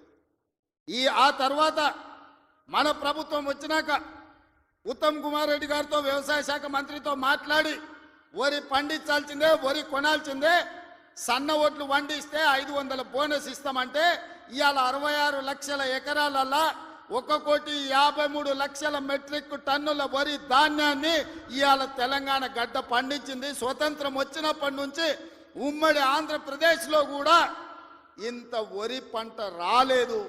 ఇవాళ మన 10 నెలల ప్రభుత్వంలో 1,53,00,000 మెట్రిక్ టన్నుల వడ్లు పండించిందంటే అది మన రైతన్నల గొప్పతనం కాదా? గతంలో వడ్లు అంటే కాళేశ్వరం నీళ్లు తెచ్చిన అన్నాడు. ఆ దిక్కుమాలినోడు కట్టిన కాళేశ్వరం మేడిగడ్డ, అన్నారము, సుందిల్ల 3 కుప్పగూలినాయి. వెనకటికి కూడా పనిమంతుడు పందిరేస్తున్నట కుక్కతో తలిగి కూలిపోయిందంట. కాళేశ్వరం కట్టిండెప్పుడు, కూలిందెప్పుడు? 1,00,000 కోట్లు నిండా మింగిండు, ఫామ్ హౌస్లో బోర్లో వండిండు. కాళేశ్వరం నుంచి సుక్క నీళ్లు లిఫ్ట్ చేయకుండా ఆనాడు కాంగ్రెస్ పార్టీ కట్టిన శ్రీరామ్ సాగర్ కావచ్చు, లేకపోతే శ్రీపద ఎల్లంపల్లి కావచ్చు, కల్వకుర్తి, భీమా, నెట్టంపాడు, కోయిల్ సాగర్, శ్రీశైలం, నాగార్జున సాగర్, హంద్రి, నీవా అక్కడ కడితే ఇక్కడ ఈ ప్రాంతంలో తెలంగాణ ప్రాజెక్టులు కడితే ఈరోజు ఖమ్మంలో కట్టిన ప్రాజెక్టులు, వరంగల్లో కట్టిన ప్రాజెక్టులు, నిజామాబాద్, కరీంనగర్లో కట్టిన కాంగ్రెస్ కట్టిన ప్రాజెక్టులతో ఈరోజు 1,53,00,000 మెట్రిక్ టన్నుల వడ్లు ఈరోజు తెలంగాణలో వండినాయి. 1,00,000 కోట్లు కాళేశ్వరంలో కాంట్రాక్టర్లకు కాలబెట్టిండు. పాలమూరు రంగారెడ్డికి 20,000 కోట్లు కాలబెట్టిండు. ఇంతవరకు సుక్క నీరు రాలేదు. కాళేశ్వరంలో 52,000 ఎకరాలకు ఇచ్చాడు. 1,00,000 కోట్లు కాంట్రాక్టులకు బిల్లు ఇస్తే 52,000 ఎకరాలకు నీళ్ళు వచ్చినాయి. ఈసారి అవి కూలిపోయి అది కూడా రాలే. ఇప్పటి వరకు చంద్రశేఖర్ రావు గారి 10 ఏళ్లల్లా 1,83,000 కోట్ల రూపాయల ప్రజాధనాన్ని ఇరిగేషన్ ప్రాజెక్టుల మీద పెట్టిండు. నేను సూటిగా అడుగుతున్నా, ఏ ప్రాజెక్ట్ అయినా నువ్వు పూర్తి చేసినవా? ఏ ఒక్క ప్రాజెక్ట్ అయినా తెలంగాణ ప్రజలకు అంకితం చేసినవా? ఇది పూర్తయింది, ఇది ప్రజలకు అంకితమైంది, దీంట్లో నీళ్ళు వస్తున్నాయని చెప్తావా అని నేను అడుగుతున్నా. ఇవాళ మల్లన్న సాగర్ అంటాడు, రంగనాయక్ సాగర్ అంటాడు, కొండపోచమ్మ అంటాడు. రంగనాయక్ సాగర్ కడితే రంగనాయక్ సాగర్ దగ్గర హరీష్ రావు ఫామ్ హౌస్ కట్టుకున్నాడు. 3 దిక్కుల ప్రాజెక్ట్ ఉంటుంది, మధ్యలో ఆయనకు ఫామ్ హౌస్ ఉంటుంది. ఆయనకు 360 డిగ్రీలు వాటర్ ఫ్రంట్ వ్యూ ఉండాలంట. భూసేకరణ కోసం తీసుకున్న భూమిని హరీష్ రావు పేరు మీదకి బదిలీ చేపించుకున్నాడు. ప్రాజెక్టు కోసం సేకరించిన భూములు రంగనాయక సాగర్ సిద్దిపేట దగ్గర ప్రాజెక్టు కోసం సేకరించిన భూములు ప్రాజెక్టుల నుంచి తొలగించి హరీష్ రావు ఫామ్ హౌస్ కట్టుకున్నాడు. దానికి లెక్క చెప్పాల్సింది హరీష్ రావు గారు. ఏం చింత చేయకు, లెక్కలు తీస్తున్నా, నీ లెక్క చెప్తా. కొండ పోచమ్మ ప్రాజెక్టు కట్టిందే కేసీఆర్ ఫామ్ హౌస్ కు కాలువలు తీసుకెళ్లడానికి. ఇవాళ నిజ నిర్ధారణ కమిటీ వేసుకుందాం, కొండ పోచమ్మ ప్రాజెక్టుకు పోదాం. కొండ పోచమ్మ నుంచి డైరెక్ట్ గా కేసీఆర్ ఫామ్ హౌస్ 100 ఎకరాలకు కాలువ డైరెక్ట్ ఆయన ఫామ్ హౌస్లోకి వెళ్ళి తీసుకుపోయాడు. 1000 కోట్లు ప్రజలై ఖర్చు పెడితే నీ ఫామ్ హౌస్కు నీళ్లు తీసుకెళ్తావా? ఇది న్యాయమా? చంద్రశేఖరరావు గారు, నిన్ను నమ్మి నీ చేతిలో రాష్ట్రం పెడితే, నీ కొడుకుని మున్సిపల్ మినిస్టర్ పెడితే జన్వాడలో 111 ఫామ్ హౌస్లు కట్టుకుంటాడు. ఆయన బామ్మార్ది ఇంకోటి కట్టుకుంటాడు. అందులో దీపావళి పండుగ వచ్చిందని చిచ్చుబుట్లు కాకుండా సారాబుట్లు పెట్టి దావతులు చేస్తాడు. ఏమనంటే మేము క్యాసినో నడుపుకుంటాం, మేము సారా బుట్లు పెట్టుకుంటాం, కాబట్టి మమ్మల్ని ఏం అనొద్దు అని. అంటే బావ కళ్ళల్లో ఆనందం చూడడానికి ఆయన బామ్మార్ది ఏమి తాగి తందనాలు ఆడినా డ్రగ్స్ తీసుకున్నాడు ఆ ఇంట్లో దొరికినా కేసు పెట్టొద్దా? ఒకసారి ఆలోచన చేయండి. ఎంత సిగ్గు లేకుండా మాట్లాడుతున్నారంటే, డ్రగ్స్ తీసుకున్నాడు దొరికిండు కదనే వాడు మొత్తం అందా, అవును నేను డ్రగ్స్ తీసుకున్నాను వాడు ఒప్పుకుండు, డ్రగ్స్ ఉన్నోడు దొరికిండని వీడు ఒప్పుకుండు, కానీ వాడిని పట్టుకోవద్దంట పోలీసోడు. ఎందుకంటే మేము బీఆర్ఎస్ నాయకులం కాబట్టి మమ్మల్ని ఏమనొద్దని. ఈ రాష్ట్రంలో ఈ దేశంలో బీఆర్ఎస్ వాళ్ళకి ఏమైనా కొత్త చట్టం ఉందా? ఇడిచిపెట్టాలా? ఊర్లో డ్రంక్ అండ్ డ్రైవ్ అని పిల్లలు ఇవ్వడానికి తెలిసో తెలియక తాగితే నోట్లో పుల్ల పెట్టి ఊదిచ్చి వాని బండి గుంజుకొని వాని పోలీస్ స్టేషన్లో పెట్టి వాని ఈపులు వలగొట్టి వాని దగ్గర 5,000 వసూలు చేస్తున్న సన్నాసి, నీ బామ్మార్ది డ్రగ్స్ తీసుకున్నాడు ఇంట్లో దొరికితే, అక్రమంగా ఫామ్ హౌస్ కట్టుకుంటే, వాని ఇంట్లో విదేశీ మద్యం దొరికితే వాని మీద కేసు పెట్టొద్దు అంటున్నావంటే చట్టం నీకోటి పేదోళ్ళకి ఇంకొక చట్టమా అని నేను అడుగుతున్నా. ఇదా తెలంగాణ రాష్ట్రంలో 10 ఏళ్ళ అధికారంలో ఉన్న మీరు ప్రజలకు చెప్తున్నది? ఇవాళ అభివృద్ధి గురించి మాట్లాడతాడు. 75 ఏళ్ళనే నా కొడంగల్ ఎప్పుడో 1960లో మా పెద్దలు గురునాథ్ రెడ్డి గారి వేదం మీద ఉన్నారు. 6 సార్లు ఎమ్మెల్యే అయ్యాడు. ఎందుకో ఒక్కసారి కూడా వారిని మంత్రిని చేయలే గత ప్రభుత్వాలు. అచ్యుతారెడ్డి అని ఎప్పుడో 60లో ఒక్కసారి కొద్ది రోజులు మంత్రి అయ్యాడు. స్వతంత్రం వచ్చినప్పటి నుంచి ఈ రోజు వరకు మా కొడంగల్ నియోజకవర్గం మీద ఎవరు దయ చూపించలే, ఆ ప్రాంతం నుంచి ఎవరు మంత్రి కాలే. ఇవాళ ఆ ప్రజల కోరిక మేరకు నేను ఎమ్మెల్యేనై ముఖ్యమంత్రిని అయితే నేను ఆడ అభివృద్ధి చేయాలి, మా పిల్లలకు ఉద్యోగాలు ఇవ్వాలి, మా గ్రామాలు ఎడారిగా మారినాయని నారాయణపేట కొడంగల్ ఎత్తిపోతల పథకాన్ని మా నీళ్లు తీసుకెళ్ళనికే తాగనిక నీళ్లు లేక ఫ్లోరైడ్ ఉండి కల్తీ కళ్ళు తాగి ఆ కల్తీ కళ్ళుతోని పిచ్చెక్కి పిల్లల్ని మంచాలకు గట్టేస్తుంటే ఆ బాధ చూడలేక నారాయణపేట కొడంగల్ ఎత్తిపోతల ప్రాజెక్టు ద్వారా 1,00,000 ఎకరాలకు నా ప్రాంతానికి నీళ్లు ఇవ్వాలని నేను ముఖ్యమంత్రిగా చేస్తే అండ్లా కాళ్ళ కట్టె పెడతాడు హరీష్ రావు. ఇదే కాదు, ఇవాళ నేను 1,1200 ఎకరాలు ఆడ భూసేకరణ చేసి తొండలు గుడ్లు పెట్టని భూములను ఇవాళ ఏదైనా ఏజో పారిశ్రామిక వాడ తీసుకొచ్చి పరిశ్రమలు తెస్తే మా పిల్లలకు ఉద్యోగాలు వస్తాయి, నా ప్రాంతం అభివృద్ధి జరుగుతుంది.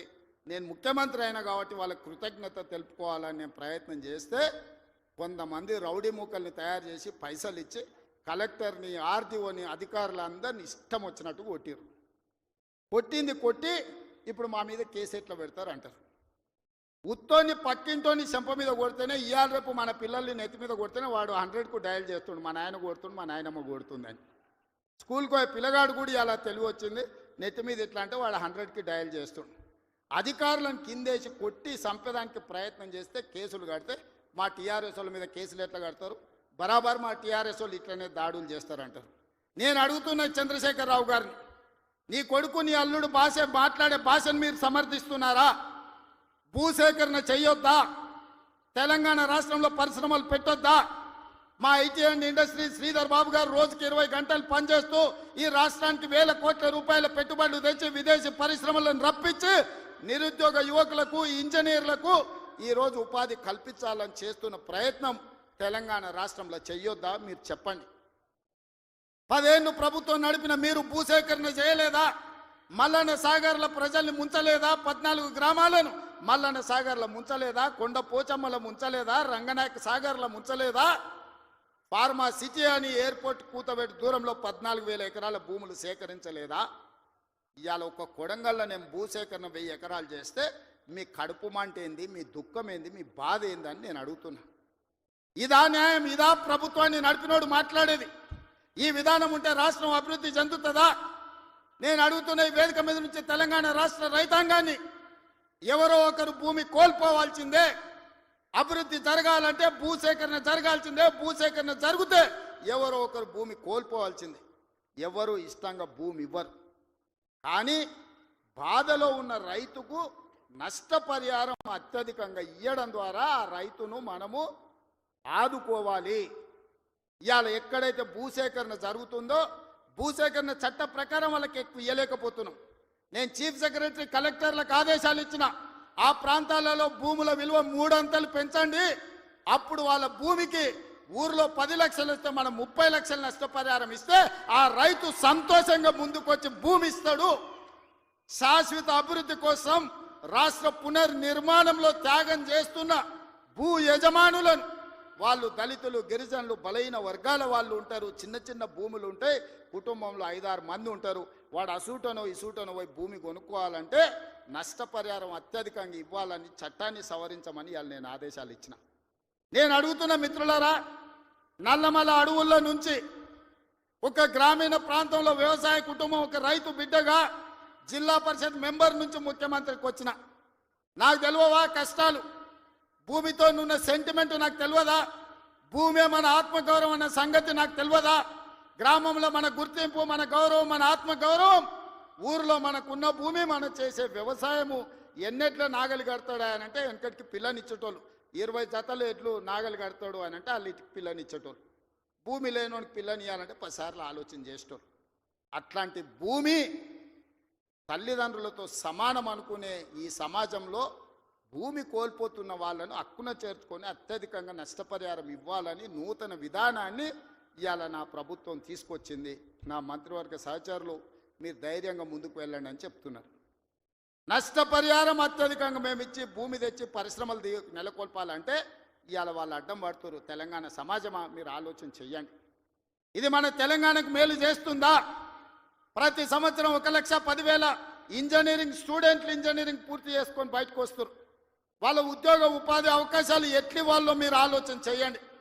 వాళ్ళ నిరుద్యోగులుగా రోడ్ల మీద వదిలేద్దామా? ఆవారగాళ్ళు అయిపోయి తల్లిదండ్రులకు భారమై గంజాయి డ్రగ్స్కు బానిసలను చేద్దామా? ఈ తెలంగాణ సమాజ యువతను మీరు ఒక్కసారి ఆలోచన చెయ్యండి. ఆ భూమి నేను తీసుకుపోను, శ్రీధర్ బాబు గారు తీసుకుపోరు, ఉత్తమ్ కుమార్ రెడ్డి గారు అసలే తీసుకుపోరు. భూమి ఏమన్నా సాపలాక చుట్టి సంకలు పెట్టి తీసుకుపోయేదానే? మేమేం చేసుకుంటామే? తిరిగి పరిశ్రమలు పెట్టి పరిశ్రమలలో ఉద్యోగాలు ఇవ్వాలన్నదే కదా మా ఆలోచన. ఆ ఆలోచనకు ఎందుకు అడ్డం పడుతుండ్రు? 10 ఏళ్ళు మేము సరైన నష్టపరిహారం ఇవ్వండి, భూసేకరణ చేయండి అని మేము సహకరించిన ప్రతిపక్షంలో ఉండి నీకు ఆ కనీస పరిజ్ఞానం కానీ జ్ఞానం కానీ ఎందుకు లేదు చంద్రశేఖరరావు గారు అని నేను అడుగుతున్నా. ఉద్యమకారునంటో 80,000 పుస్తకాలు చదివినోడినంటో అపర మేధావినంటో ప్రపంచంలో నీ అంత మేధావి లేడు, పోటీ పెడితే 1 నుంచి 100 వరకు నీకే ర్యాంక్ వస్తుందంటో ఇంత చిన్న లాజిక్ మిస్ అయినవా చంద్రశేఖరరావు? భూమి సేకరించకుండా పరిశ్రమలు నెలకొల్పలేమని నా నియోజకవర్గం మీద ఎందుకు కక్ష కట్టినవని నేను అడుగుతున్నా. నేనేమో 1,00,000 ఎకరాలు సేకరించలే, 4 గ్రామాలలో కలిసి 1,100 ఎకరాలు నేను భూమి తీసుకుందామన్నది. ఇదో ప్రపంచ సమస్య అయింది. ఇంకా నేను ఢిల్లీ అయిపోయింది, ఇప్పుడు చంద్రమండలం పోతాడంట ఆయన. చంద్రమండలం పోయి ఆడ కూడా ఫిర్యాదు చేస్తాడంట. నువ్వు ఆడ తిరిగొచ్చినా కుట్ర చేసినందుకు మాత్రం ఊసలు లెక్క పెడతావు కేటీఆర్, నువ్వు అది గుర్తు పెట్టుకో. చూస్తున్నా ఎంత గుర్తావో ఎగరని అని. ఉయ్యాల ఎంత ఊగినా అక్కడనే వచ్చి ఆగాలి, తెలుసు కదా. ఉర్రిగా అటు ఊగొచ్చు, ఉర్రికి ఇటు ఊగొచ్చు. ఉయ్యాల ఆగాల్సి వచ్చినాడు మధ్యలోనే ఆగుతుంది. యాడ్ కురుకుతాడు, ఎంత దూరం ఉరుకుతాడు? ఉరకని అని చూస్తున్నా. ఉరుకులాట ఏందో చూద్దాం కేటీఆర్ దాని. అందుకే మిత్రులారా, ఈ తెలంగాణ రాష్ట్రాన్ని అభివృద్ధి చేసుకుందాం. రాజన్న సిరిసిల్ల అభివృద్ధి కోసం నిధులు ఇచ్చినాం. ఇవాళ మీ ప్రాంత అభివృద్ధి మా బాధ్యత. 10 సంవత్సరాలలో ఈ తెలంగాణను ఒక గొప్ప అద్భుతమైన అభివృద్ధి చెందిన రాష్ట్రంగా తీర్చిదిద్దుకుందాం. తెలంగాణ రైజింగ్. ఈ దేశంలోని ఏ రాష్ట్రమైనా తెలంగాణను చూసి కాపీ కొట్టాల్సిందే, తెలంగాణ రాష్ట్రాన్ని చూడడానికి రావాల్సిందే. ఆ విధంగా మనం అభివృద్ధి చేసుకుంటూ ముందుకు వెళ్దాం. ఇంత మంచి కార్యక్రమాన్ని ఏర్పాటు చేసినందుకు అధికారులతో పాటు నిర్వాహకులకు అందరికీ మనస్ఫూర్తిగా ధన్యవాదాలు తెలియజేస్తున్నా. చాలా విషయాలు ఉన్నాయి మీతో పంచుకోవాల్సినవి. వస్తానే ఉంటా, మిగతా విషయాలు మాట్లాడుతూనే ఉంటా. చివరిగా చంద్రశేఖరరావు గారికి మాత్రం ఒక మాట చెప్తున్నా, అసెంబ్లీకి రా స్వామి, రా వచ్చి కూర్చుందాం, రా నీ 80,000 పుస్తకాలు ఏం చదివినావు మాట్లాడదాం. ఒక్కసారి రావే స్వామి, వస్తే రోజంతా చర్చ చేద్దాం, చేస్తే ఏందో తెలుస్తుంది లెక్క. మళ్ళొక్కసారి అదేవిధంగా చేనేత కార్మికుల కోసం పని కల్పించాలని మన స్వయం సహాయక సంఘాలు ఎస్హెచ్ గ్రూపులకు 65,000 మంది ఉన్నారు, 65 లక్షల మంది ఉన్నారు. 1,30,00,000 చీరలు స్వయం సహాయక సంఘాలకు సంవత్సరానికి 2 చీరలు ఈరోజు మంచి క్వాలిటీతో ఇచ్చి ఆడబిడ్డల ఆత్మ గౌరవంతో ఉండే విధంగా నిర్ణయం తీసుకున్నాం. ప్రతి ఆడబిడ్డలకు 2 చీరలు ఇస్తాం. ఇక్కడుండే మా వాళ్లకు ఓన్లీ పవర్ లూమ్ నుంచి కాకుండా మన పాలిస్టర్ అండ్ కాటన్ మిక్స్డ్లో చీరలు తయారు చేయండి, మంచి చీరలు వాళ్ళకి ఇద్దాం, ఆత్మ గౌరవంతో బ్రతికే విధంగా తెలంగాణను ముందుకు తీసుకెళ్దామని తెలియజేస్తూ మీ అందరి దగ్గర సెలవు తీసుకుంటున్న ధన్యవాదాలు మిత్రులారా. దొంగ దొరల భరతం పడతాడు మన రేవంత్ అన్న, పేద ఇంటికి పండుగ తెస్తాడు. సోనియమ్మ దివెనతోని రాహులన్న సైనికుడయ్యి పెద్ద కొడుకై యుద్ధం చెయ్య సిద్ధమాయే రేవంత్ అన్న. 3 రంగుల జెండా పట్టి సింగమోలే కదిలినాడు ఒక్కరో కాంగ్రెస్ సూర్యుడు. మన రేవంత్ అన్న నిగ్గదీసి అడిగే మొనగాడు.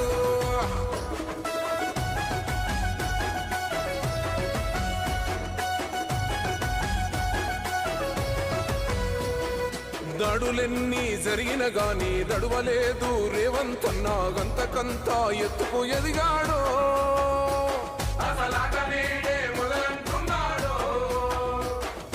ఒక్కనాడు ఊకోలేదు, ఒక్కడయ్యి కొట్లాడాడు, అందుకే పెద్ద నాయకుడయ్యాడు.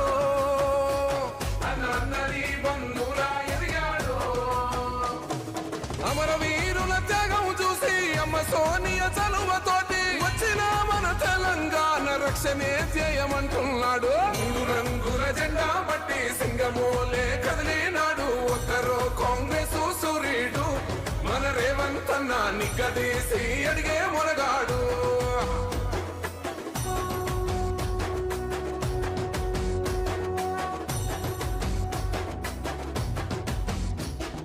అహమంటూ లేని వాడు అందరినీ కలిపేటోడు, ఆనాటి రోజులు తెస్తాడు. మన ఆశలన్నీ తెచ్చే నాయకుడు. ఇందిరమ్మ రాజ్యం మళ్ళీ రేవంతు వల్లే సాధ్యం, మన వంతుగా అన్నకు తోడుందా. మన ఉద్యమానికి సిద్ధం అయిపోతా. తెలంగాణ పులి బిడ్డ మరువబోదు నిన్ని గంట. జై జై మా రేవంత్ అన్న గన్నది మన తెలంగాణ. 3 రంగుల జెండా పట్టి సింగమోలే కదిలినాడు ఒక్కరో కాంగ్రెస్ సూర్యుడు. జై జై మా రేవంత్ అన్న గన్నది మన తెలంగాణ. 3 రంగుల జెండా పట్టి సింగమోలే కదిలినాడు ఒక్కరో కాంగ్రెస్ సూర్యుడు. మన రేవంత్ అన్న నిగ్గదీసి అడిగే మునగాడు.